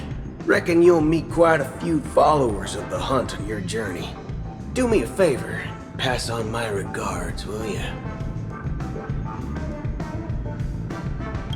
Forget it. I'm not one to beat around the bush. I've got a score to settle with a high-ranking executive fella named Oswaldo Schneider. And this flamboyant fella here can help me find him. The feud between the Marketing Development Department and the Strategic Investment Department is well known across the cosmos. But what I didn't expect was the involvement of the Galaxy Rangers in this feud. Looks like things are about to get spicy. Thank you. And I also hope you enjoy yourself, great hero of Penacony. I'll pass. But I do hope you guys have fun. If you don't mind, let's play a few rounds next time.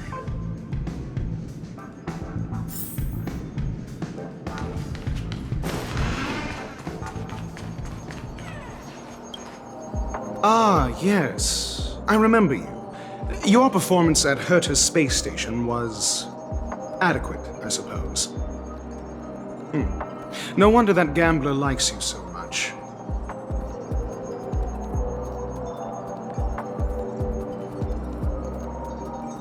The Intelligentsia Guild assigned me to be an invigilator for the IPC's ambassadors. Nothing more than an errand from the Office of Academic Affairs. Very well. The Charmony Festival is about to commence soon. Take advantage of this unique opportunity. A blend of work and play is essential for superior knowledge absorption.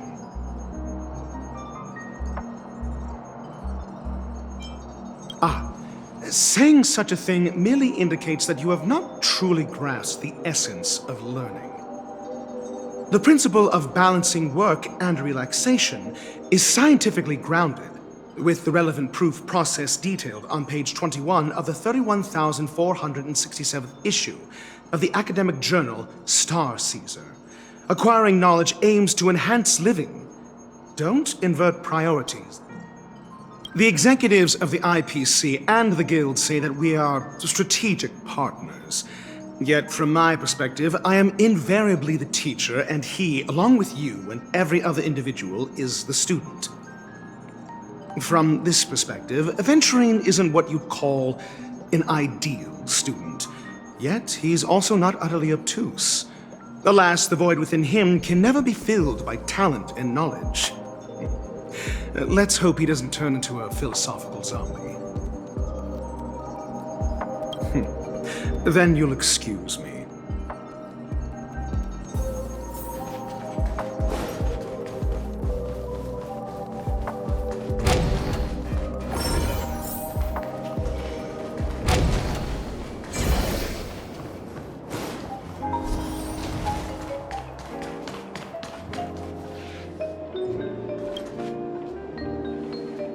Well, if it isn't my old friend. It hasn't been long, and yet here we are again. How are you?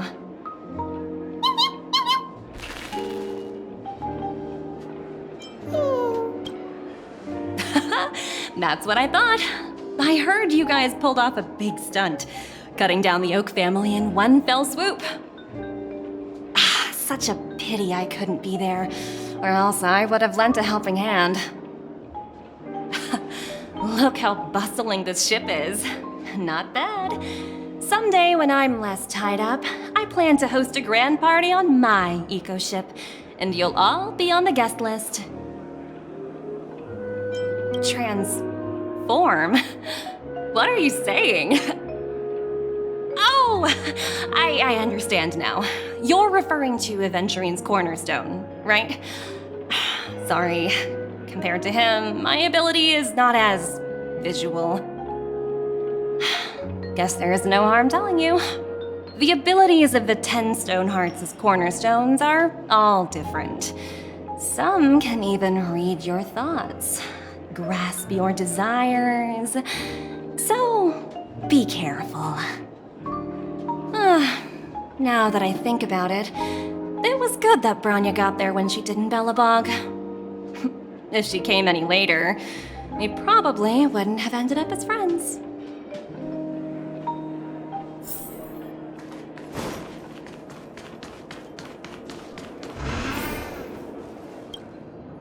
Hey there, lively guy. Welcome to the Bonnet Jade Exchange. What should I call you?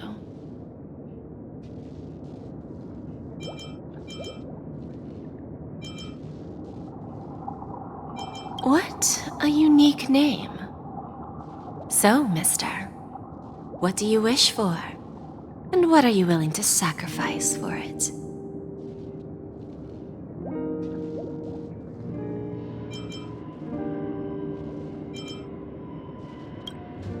Oh, this is your wish.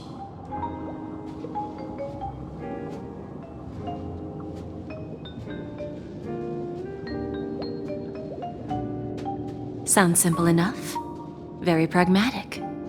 Then, let's discuss the cost. To fulfill this wish, the thing I need is simple.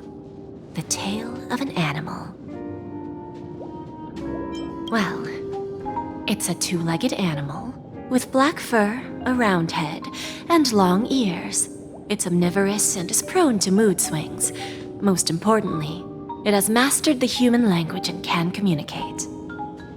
Bring its tail to me as collateral, and your dreams will come true.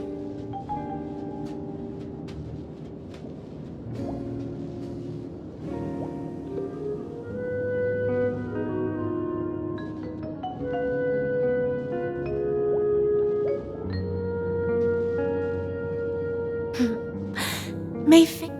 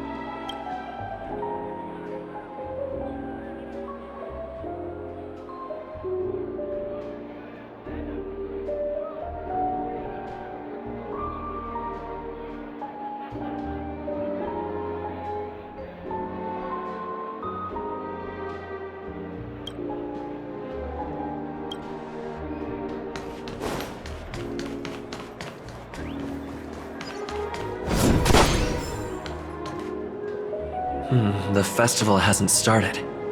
Let's take a quick break. Hi, we meet again.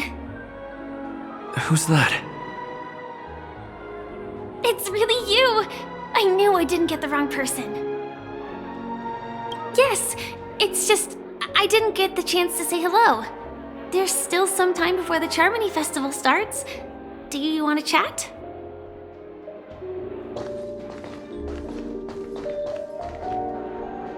Two murder cases, a showdown with the IPC's ambassadors, the legacy of the Nameless, and a remnant of the Order who wishes to replace an eon-created paradise with a dream. You guys even ended up shattering the dream. It's truly been quite a vacation. It's a good thing that you guys managed to overcome all those difficult problems. Congratulations! After the Charmony Festival's opening, will you guys be leaving again? There will always be somewhere. After all, you guys are on the path of the Trailblaze. Before joining the Stellaron Hunters, Elio told me that this journey will tell me how to live on. That's all he said. As for the rest, it's up to me to find out. So, I'll pay extra attention to any leads that will let me live on. This trip to Penacony is no different. Yes, initially I thought the answer might lie with the riddle of the Watchmaker. I was looking in the wrong place, but I did reap some rewards. Do you know Miss Jade from the IPC's Strategic Investment Department? Bonajade Exchange belongs to her. She told me her price, but... I know. But what she wanted wasn't my answer either. Of course, I want to live on. But... what fate owes me? I want it paid back, not passed on. No one else should be involved because this is a grudge between me and fate. Speaking of which, actually, I feel that I still owe you a formal apology for that matter with the performer of the Iris family. Even the smallest of lies can turn into a betrayal as sharp as a blade. I'm sorry.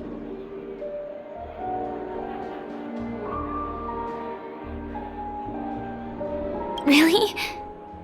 Then it seems what Kafka taught me was correct. To me, hiding is much easier than being honest. Yet, I still want to try expressing my emotions as any ordinary person would. It's that girl! Get moving! Arrest that criminal before the Charmony Festival's opening ceremony starts! I can't believe they've chased me this far. Looks like we have to say our goodbyes. Don't worry about me, just go and enjoy the ceremony. The script hasn't reached its end yet. We will meet again.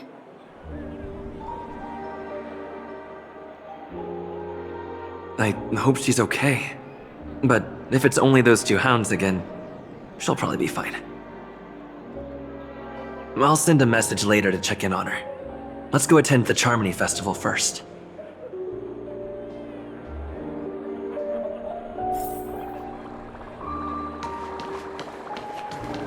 Let's take a seat here. Everything is settled. But forget it. I've done enough walking around already. Let's take a seat and rest for a while.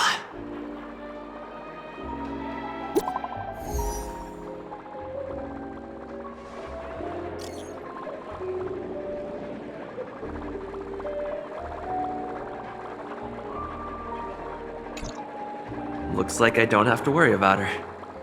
Let's wait for the opening ceremony to start.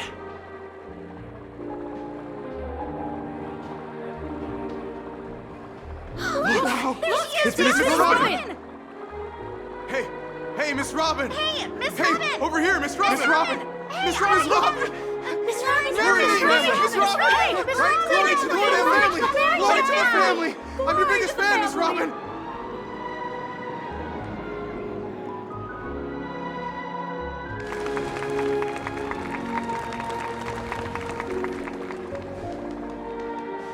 Distinguished guests, fellow family members, ladies, gentlemen, and friends from all over the cosmos. It's a pleasure to join you all in celebrating the grandest ceremony of the Amber Era, the Charmony Festival.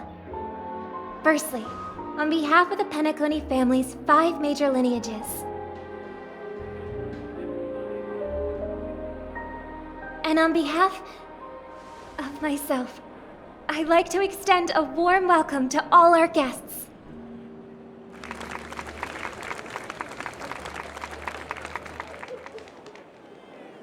As you all may have noticed, this year's Charmony Festival is far from regular.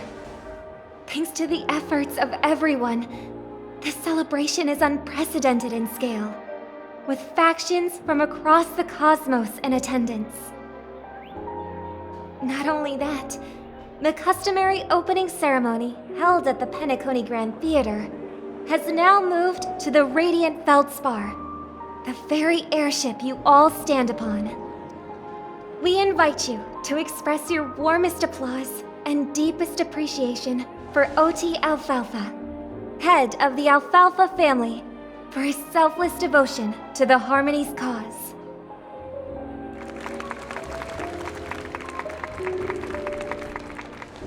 What makes this festival so uniquely significant? As is widely known, the Radiant Feldspar had to halt its voyage due to an anomaly in the Sweet Dream, sparking widespread discussion in the 12 Hours. Thanks to the hard work of Penacony's internal and external factions, we've finally gotten the dreamscape back on track, just in time for the Charmony Festival. And as they say, good things come in pairs.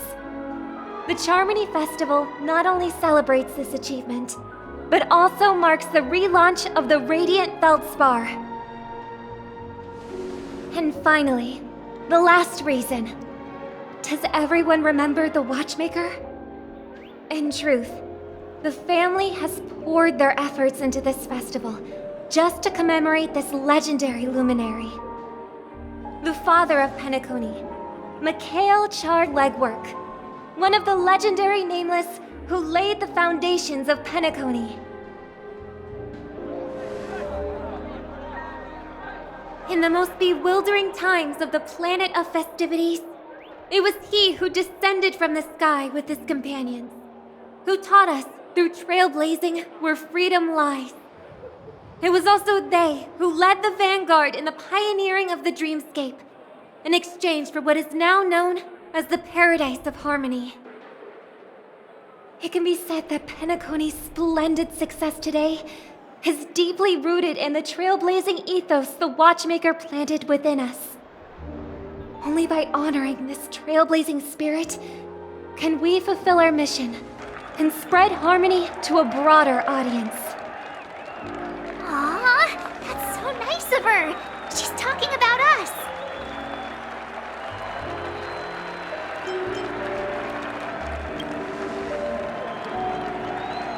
Obviously. Wait, why does that seem so ominous? And now, the Sweet Dream is back on track. All thanks to the Trailblaze, of course. If it weren't for everyone on the Astral Express, we wouldn't be able to successfully host this Charmony Festival. Thus, with unanimous consent from the 5 major lineages, Penacony's family, on behalf of all family members throughout the cosmos, offer a token of appreciation to the Nameless. Oh, I wonder if it's gonna be a big one! We will transfer ownership of the Radiant Feldspar to the Astral Express. A meager appreciation that we hope you will accept with grace. Let us gift our applause and cheers to these brave and dauntless Nameless. Nameless! Nameless!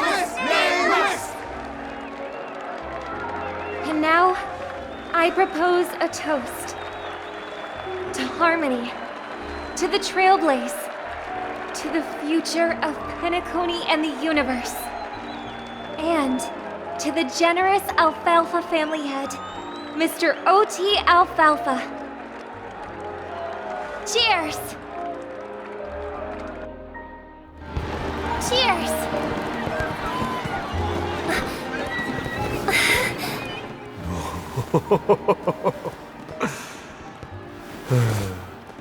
To make a decision like that. This little bird is no less capable than her brother. All's well. Right. But have you forgotten someone, my gray-haired friend? I put a bomb on this ship. You have 10 minutes to find it. Better hurry. When did this get shoved into my hands?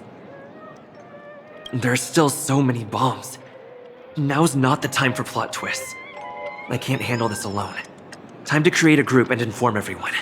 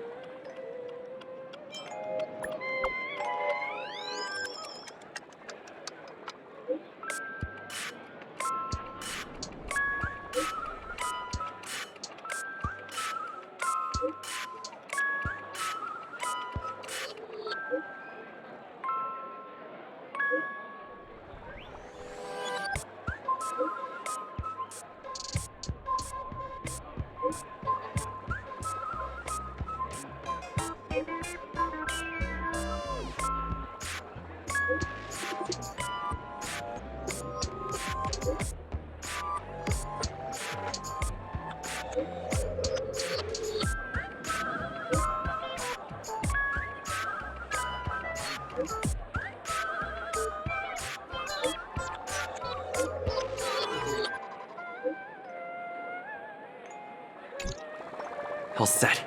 Let's start following the plan.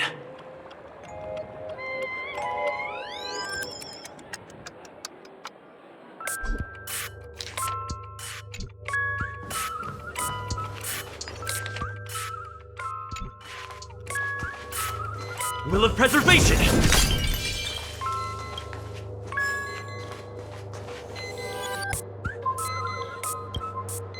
You've finally arrived, oh great gray-haired little one.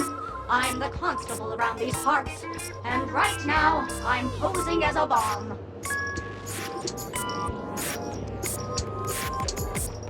You don't like it? Fine. I'm now the bomb demon then. Satisfied? If not, you'll just have to make do. Alright, now that you've found me, it's my turn to complete my mission. Next, I'll count down from 5, and then explode! 5, 4, 1. Did I miss a number? Oh, so I did. No matter though, I've never learned how to count before. I mean, Bomb Demon Doll has never learned. I'm not even a real bomb. Was it surprising, shocking, horrifying? No? Really? Fine. That's too bad then. You really don't learn how to grow up.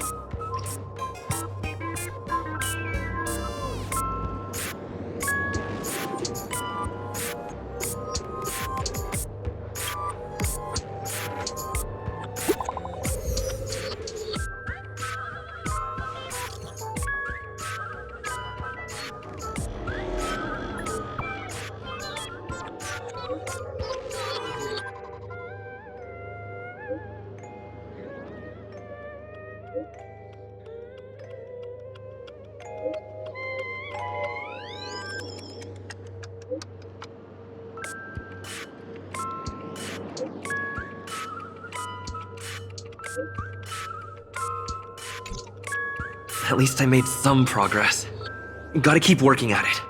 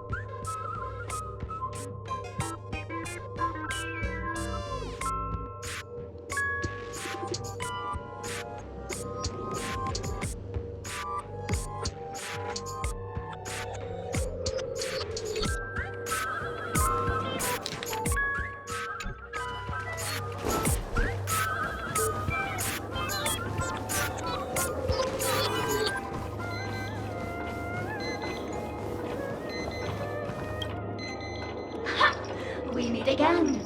I am Penacony's famed detective. Got yourself into a pickle? I'm more than happy to help. But unfortunately, I'm preoccupied with a couple of unsolved cases.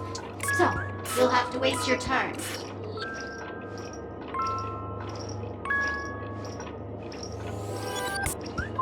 Oh. It completely slipped my mind. Dr. Boom specializes in explosives. I need your help, mister. You've had quite a few run-ins with Dr. Boom. And with the recent bomb situation, you're bound to find evidence that proves Dr. Boom is the killer. The first case is the Soul Glad factory arson case. We found a hammer, a doll, and half a liter of unidentified fluid at the scene of the crime. Our forensics results showed it's a red herring. The second case is the Blue Hour auction robbery. A gang of masked thugs broke in, stole a fragment of the Astral Express, and left behind a large hammer, a doll, and a half-dead red herring at the scene. Those are all the details. The way I see it, there must be a link between these two cases that will be the key to exposing Dr. Boom. I trust in your deduction. Which piece of evidence do you think is the deciding one? Bing, bing! Correct answer! You're good, gray hair. Your mind is pretty sharp. Seeing as you've put in so much effort, I'll throw you a bone. The bomb's not here. This is only a prank I've craftily set up. Hurry, time's running out. You better find that real bomb quickly.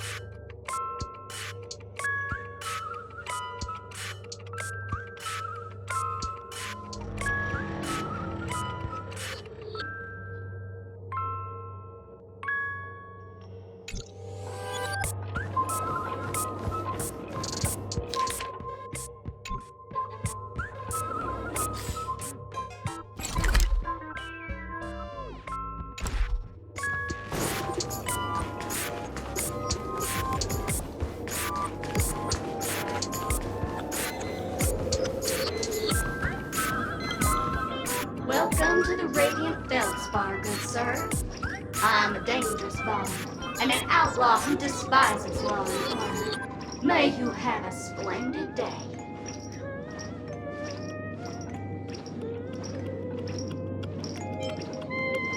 I'm not, but so what? I'm still crazy and dangerous. In case you don't believe me, allow me to show you. Go fudge yourself, you muddle fudger! To be frank, I didn't become an outlaw because I'm a fudging bomb. It's because I'm the fudging owner of an ancient, mad, forbidden curse. Care to experience it? I can chant it for you. But Miss Sparkle won't be responsible for any of the consequences. Holy fudge, you're more insane than I am. Let me gather my wits. The ritual is ready. Perk up your ears and listen closely to the most ancient rhyme of fear etched into the very fudging genes of humanity. Boomska, boomska, little sparkles! Boomska, boomska, little sparkles!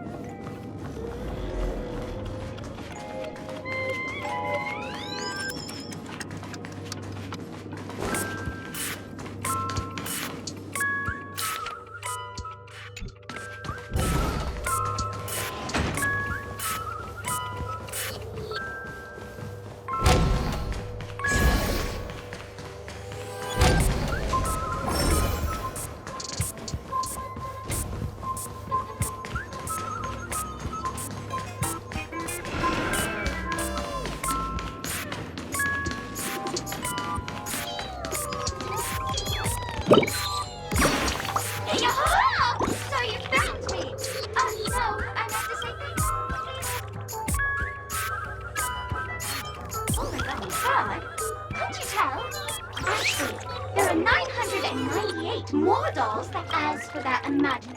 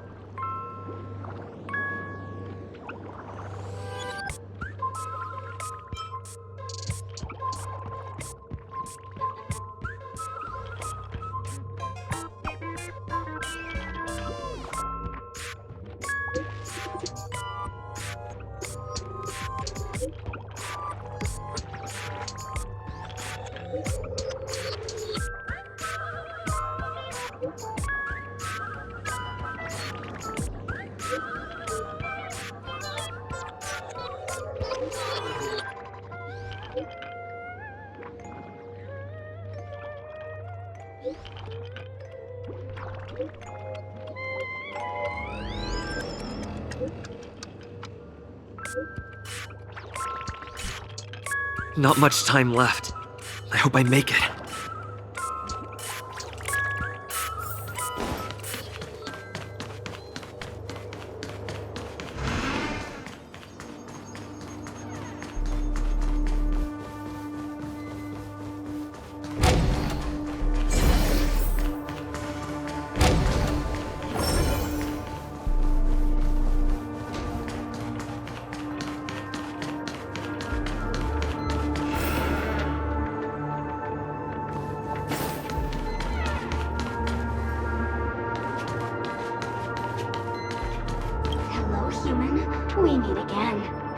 thought I'd see you here.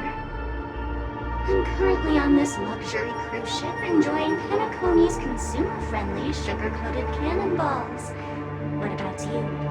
Are you just seeing the sights?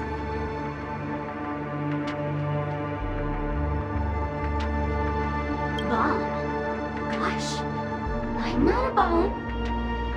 I'm a heliobus, originally from the Lafu's Fixtural Garden. I'm passionate about researching Xianzhou's subcultures, but I've slowly come to realize that Xianzhou subcultures also have their limits. I forgot what happened. But anyway, I ended up in Penacony. I wanted to study a subculture that is completely different from Xianzhou's. And boy, it's really been an eye-opening experience. That is, if I had eyes. I've come to realize the people here don't treat subcultures as actual culture. They call them Yes, meme, that's it. They even have forms. I'm good friends with a meme with sharp teeth and claws. It's very interested in the Xianzhou Videodera culture. I gave it a Xianzhou name, and it was delighted. Oh, speaking of which, I should go and look for it. Mimi the monster has an explosive temper, and it's never been very patient. I hope you can find the real sugar-coated cannonball, I mean bomb. Bye-bye!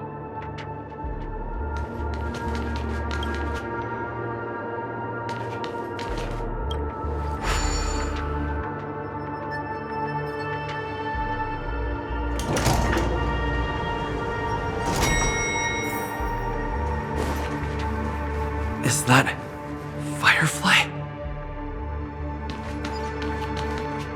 28 minutes, 46 seconds. 28 minutes, 45 seconds.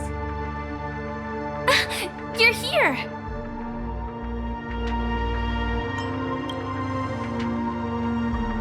The masked fools? So this really was their doing.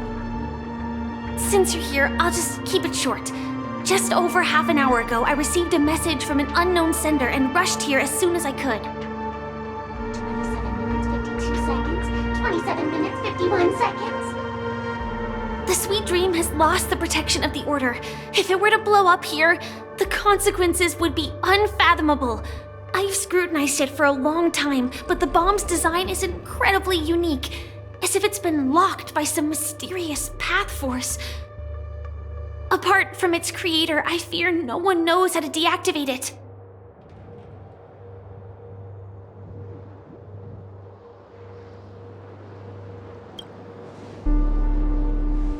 It's difficult.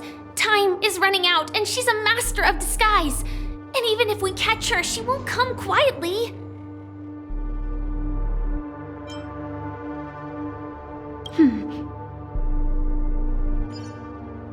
Actually, there might be another way. Do you still remember? The script said that I will experience death 3 times in the Land of Dreams. I think this moment heralds the 3rd time.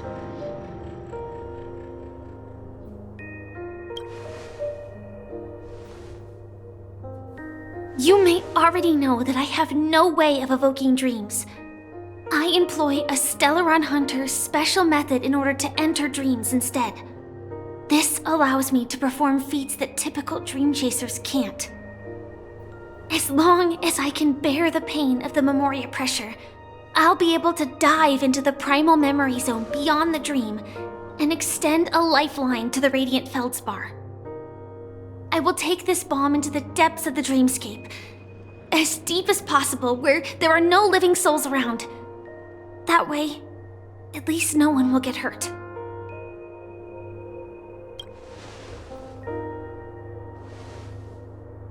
Don't worry. I believe that this Firefly armor will be enough to take me to where I need to go before the countdown ends, and maybe even make it back safely. At present, this is our best and most logical course of action. After all, a long story deserves a happy ending. I have some words to share with you, though they were spoken to me by Miss Acheron. She said that the so-called impossible is merely something that is yet to happen. At the moment, there are so many things that seem impossible, but are they really never going to happen? Maybe it's just that the moment to disprove these impossibilities hasn't arrived yet. Whether it be a literal ending, suffering akin to death, or a harrowing deathscape. Before the appointed destination arrives, they are all the same.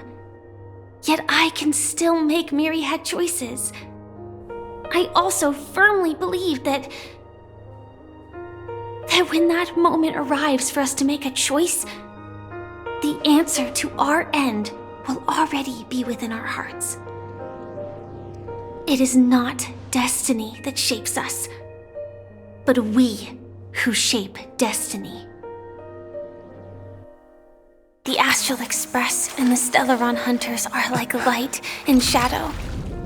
We walk on different paths, intertwined, moving forward and growing together.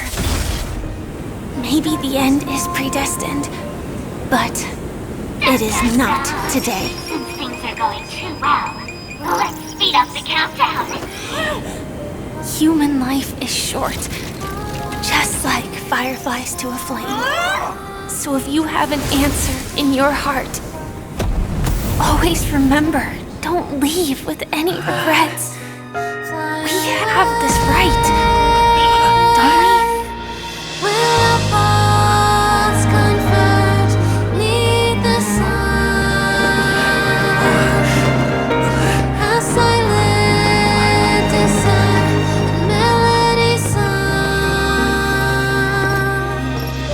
Since you care so much about other people's safety, why don't you go take a closer look?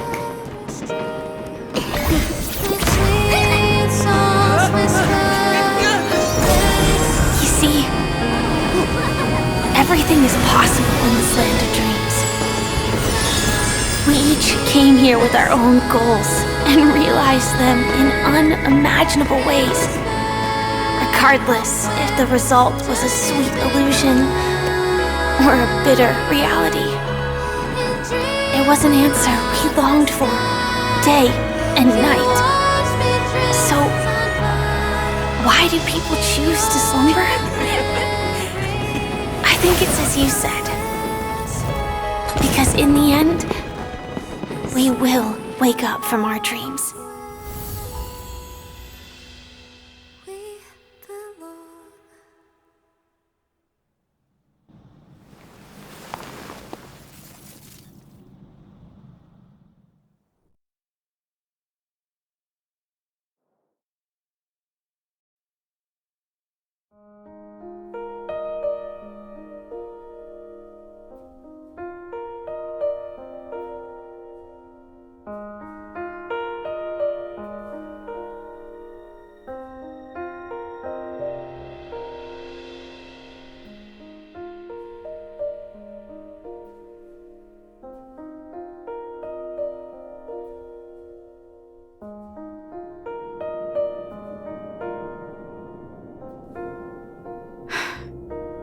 When I arrived, I happened to see a child holding it. He said the flowers were prepared by Aunt Jessie for the watchmaker and the war comrade he'd missed his whole life. Mikhail would place 2 bunches of flowers here year after year. And after he left, it became 3.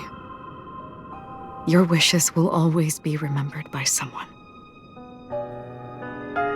Now, Penacony, as you hoped, has welcomed the dawn after a long, dark night. The path forward may not be a bed of roses, but at least people are prepared to step forth towards freedom. Tiernan, you can go home now. While the Nameless are also preparing for the next stop of their voyage.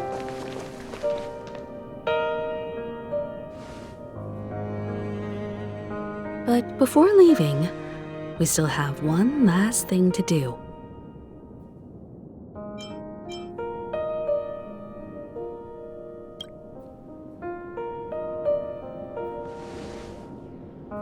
A fitting end to the tale of the departed. One could not ask for a better farewell. Go on. They're all here.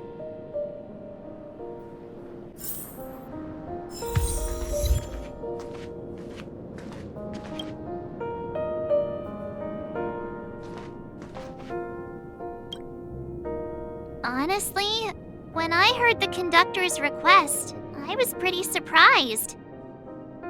The nameless. Those who trailblaze, doing good deeds but never seeking recognition. After all this time, how would we even find those 3 people in such a vast place like Penacony? But it seems, in the land of the dreams, anything is indeed possible. History may not remember the names of the dead, but the stars will attest to their journeys. The first glimmer of light in the prolonged night often illuminates little, as it is fleeting in the darkness too vast. But because of this, people will remember. As long as something shines in the night sky, then when the first star falls, countless more will follow, streaking across the horizon.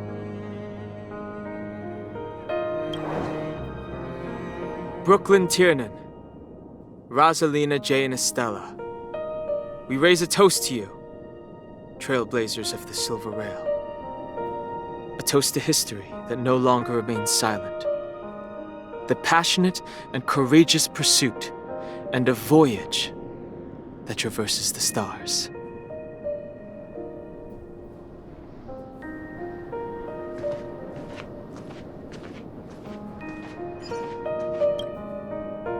That statue. It wasn't here last time. Looks like this is the last riddle that Mr. Gallagher left for us. In the end, we still failed to figure out his true identity, or if he was even a living person. What should I say? I mean, this guy is definitely a history fictionologist, all right. I'm suddenly reminded of the time at the theme park when he said he was only 13 years old. Could that have meant something too? Either way, he's an enigmatic character for sure. At least our journey together in Penacony was real enough. And his loyalty and love for this land must have been real too, right? Gallagher, we raise a toast to you, the slumbering hound. To the festival's invitation, to all lies and the singular truth. If we ever meet again, please don't talk in riddles.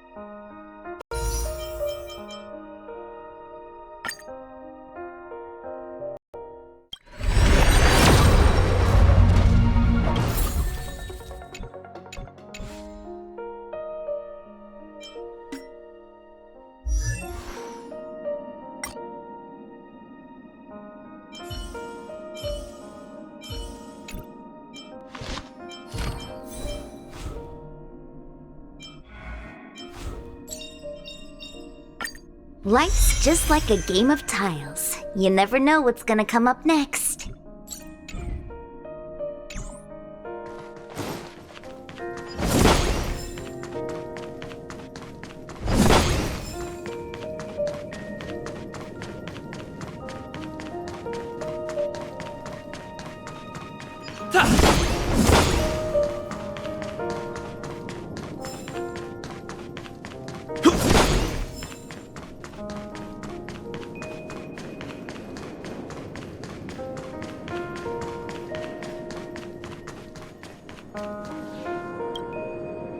Is the Astro Express ready to depart Penacony? Apologies, Mr. Mika, that we are only now bidding you farewell. Oh, that's all right. You've all done so much for the Watchmaker, and we are forever indebted. Allow me, as the representative of Dreamflux Reef, to make another toast to all the nameless. What will the people of Dreamflux Reef do now? Many will continue to live here. Those accustomed to being awake will mostly have a hard time getting used to a life of darkness with their eyes closed. Though the order has faded, there must be someone to watch over this primal memory zone. Penacony's nights are long, and there are many who are still far from a good night's sleep. As for the sweet dream over there, we're still managing without it, aren't we? Mika and residents of Dreamflux Reef, we raise a toast to you, watchers of the long dream. To your tenacity throughout time, to each sorrowful night, and to the dawn that is finally upon us.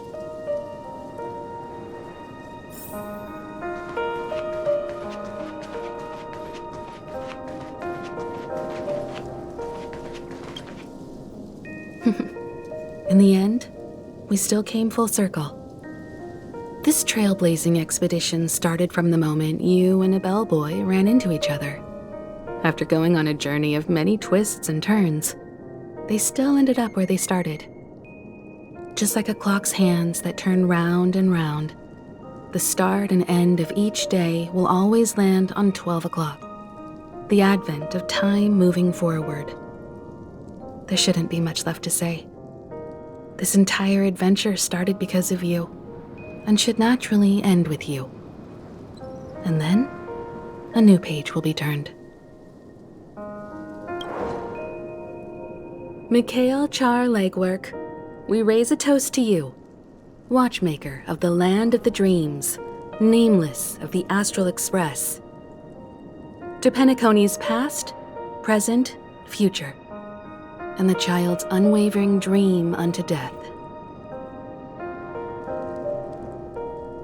With that, our duty as nameless should be complete, right? The trailblaze can illuminate the way. But ultimately, the future of a world belongs to those who live in it.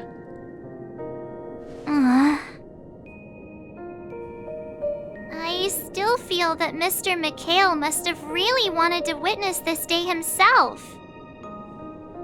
What's on your mind, March? Just a strange feeling. I had it a few stops ago, but it's super strong this time. Why not talk about it? Maybe everyone's thinking the same thing. I can't help but think that whether it's Mr. Mikhail, Mr. Tiernan, or Madame Rosalina, their lives must have been long, and they must have experienced plenty of stories. They were also young once, stumbling and bumbling around just like us, getting into scraps and mischief, that sort of stuff. Companions, enemies, journeys, adventures, all the sad and happy memories. The everyday that we're used to, they've lived through them too. But those things are all in the past.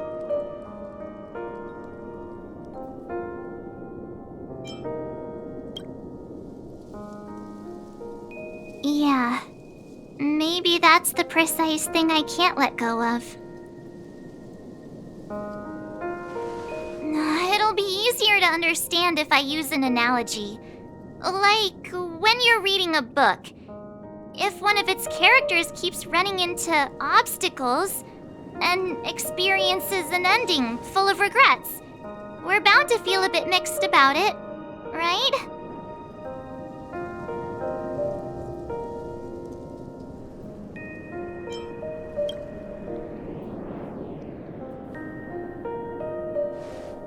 because we've seen every nook and cranny of their lives, we see these people as special. So, even if there are parts of it that aren't really realistic nor logical, we still hope that their story gets a good ending when it comes. But what if they and we aren't really that special? When Mr. McHale sat in this chair, waiting for the Astral Express to arrive every day, what was he thinking? And if, at the end of his life, he could still firmly say he had no regrets, then what is this regret we feel in our hearts right now? I think each and every one of us is searching for the answer to this very question. The universe is vast, and our lives are but specks. The trailblaze never ends, but against the backdrop of the cosmos, the average person's lifelong journey is merely a short stretch. But it is in this minuscule distance that paths cross and countless worlds connect. The universe may not remember every person who leaves a tie along the Silver Rail, but we will. As long as we remember, their stories will never end. And what Mr. McHale has left for us is his answer to this very question. It may not be perfect, but it left a smile on this storied, jaded old Nameless's face at the end of his life. And its meaning will be interpreted by those who come after us. It's not the answer that's important, but what we can learn from others' answers, right? This is what trailblazing is. Sure. I'm really sorry for bringing down the vibe. Quick, Don Hung, tell us a dad joke to lighten the mood.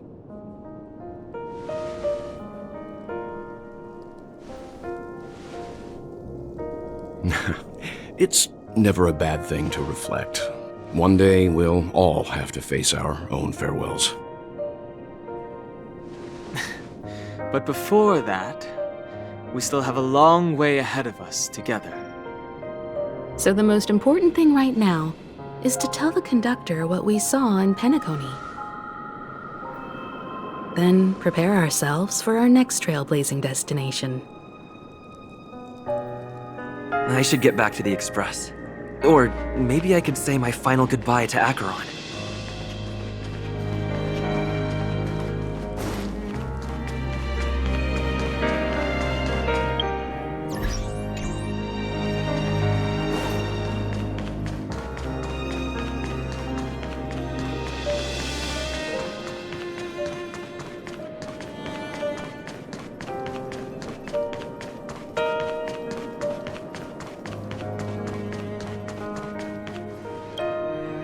Do you still remember when we first arrived in Penacony?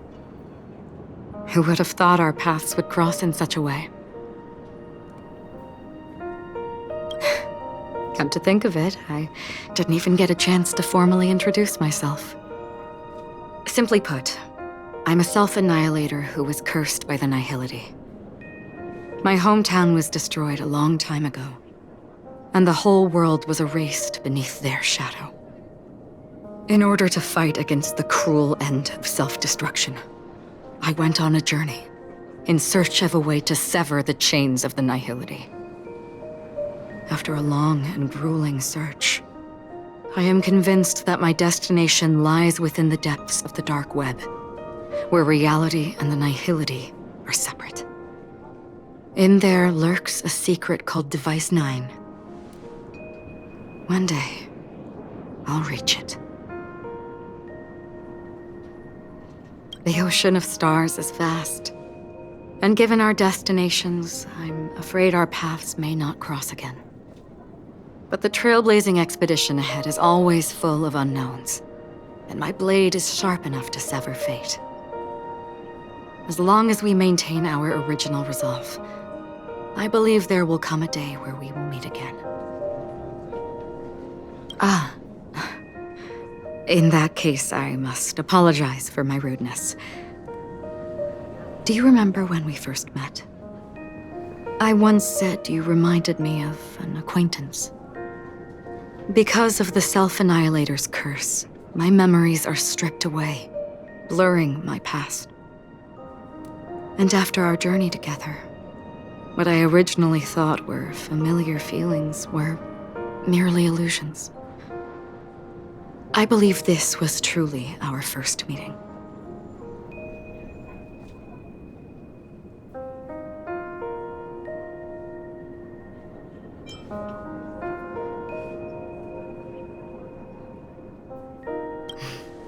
That's right. What matters more is not who I am, but what we have done together. This story will forever be etched in my heart.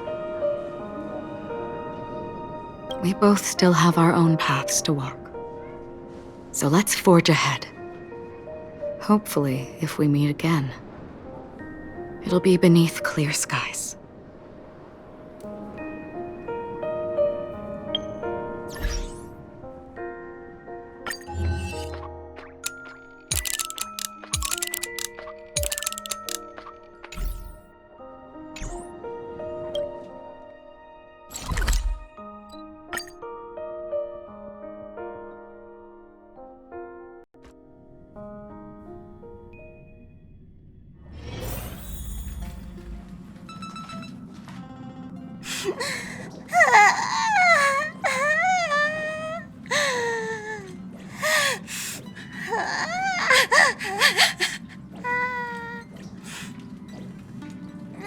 There.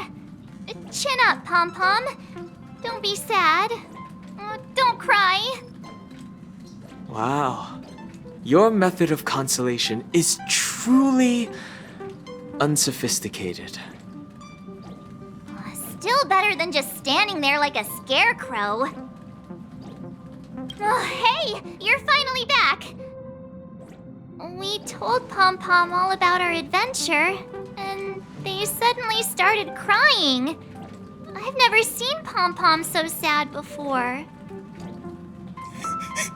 The conductor never cries. Pom-Pom is never sad. Pom-Pom is just angry. Yeah, angry.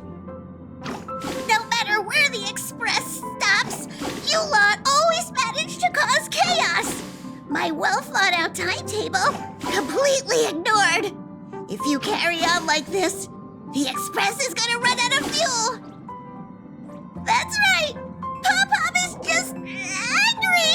It's not because of Misha, Tiernan, Rosalina, and the rest.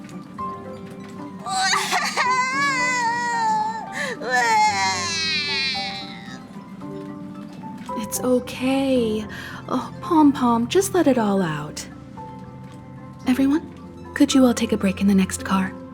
Don't worry. I'll stay here with Pom-Pom. But... Let's go, March.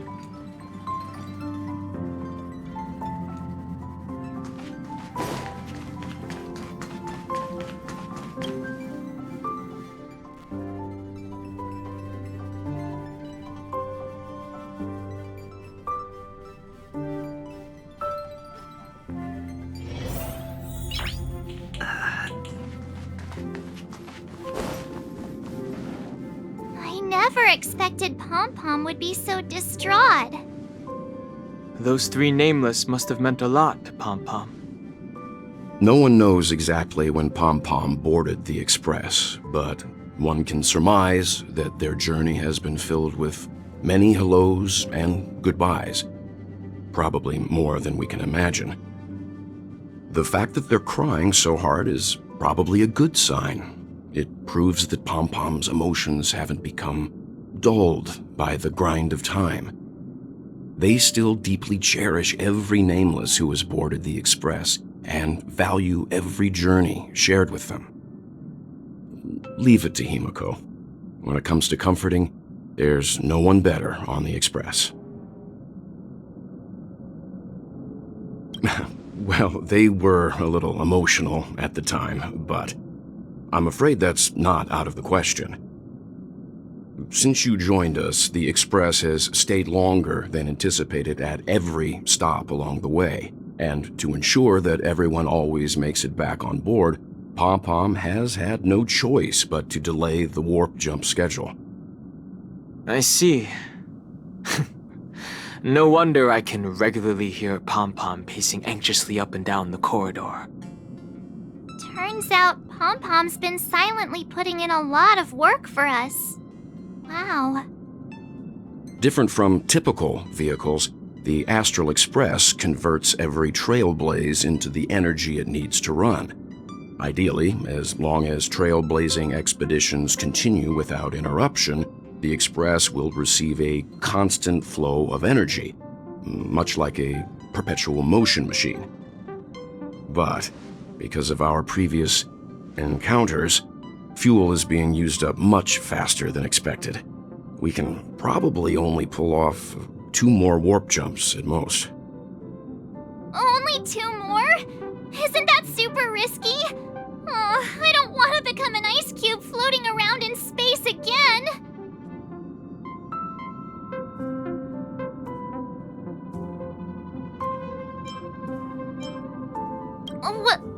When you put it like that, it doesn't actually sound too bad. But I don't even want to become an adorable ice cube floating around in space again. Which also means that we must prudently consider our next destination. Yes, I've already checked the astral charts. The 2 nearest worlds to us are the oceanic planet of Lushaka and the agate world, Melustanen. As for which one we're headed to, that still requires a vote. Or perhaps you might consider a suggestion.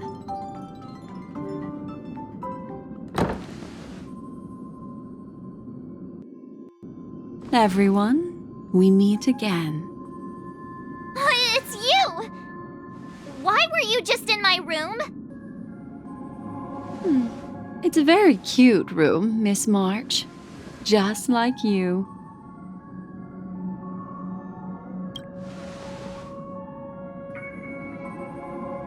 Memo Keeper, let's put aside how you managed to sneak past everyone and board the Express for now.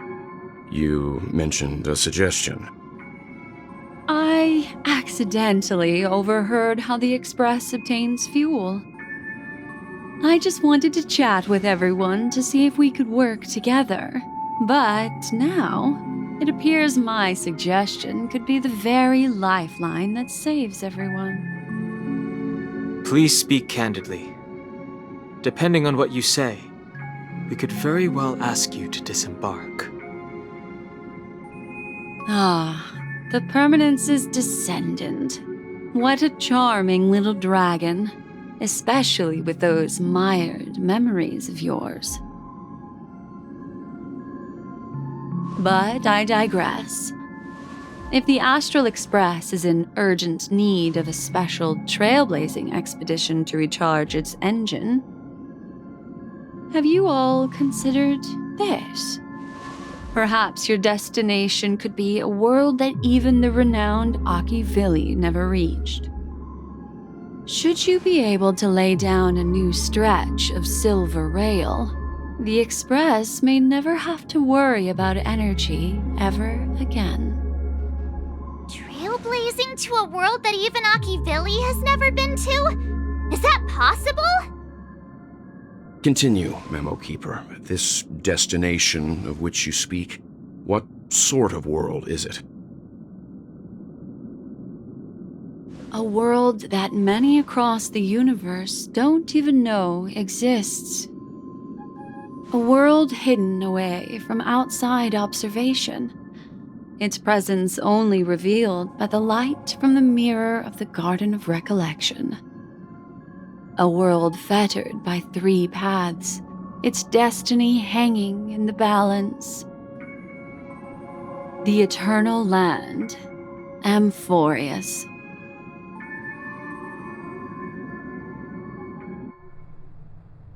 I hope I'm not too late, child. I wasn't expecting it to be you. Don't you know how many sentry posts the family has built? And how hard it is to get you out of here? Looks like my time's up. What do you mean? What time? Negotiation, interrogation, or death. My fate lies entirely in your hands, Lady Bonajade. The dance is done. Why bother with the compassionate pretense and give someone who's about to die the chance to talk? Despite your fall from grace, you still look well. I'm very glad to see that you're so full of verve. Do not insult my pride with half-veiled sarcasm. Have you specially come to see me just to sate your vile vanity? Oh, of course not. I merely came to fulfill your younger sister's wishes. To offer you a generous trade. That is, if you're willing to accept. Robin? To build a true haven where everyone can attain peace. That's the oath between you siblings, isn't it? If I told you there was still a chance to realize this vow, would you be willing to talk to me then?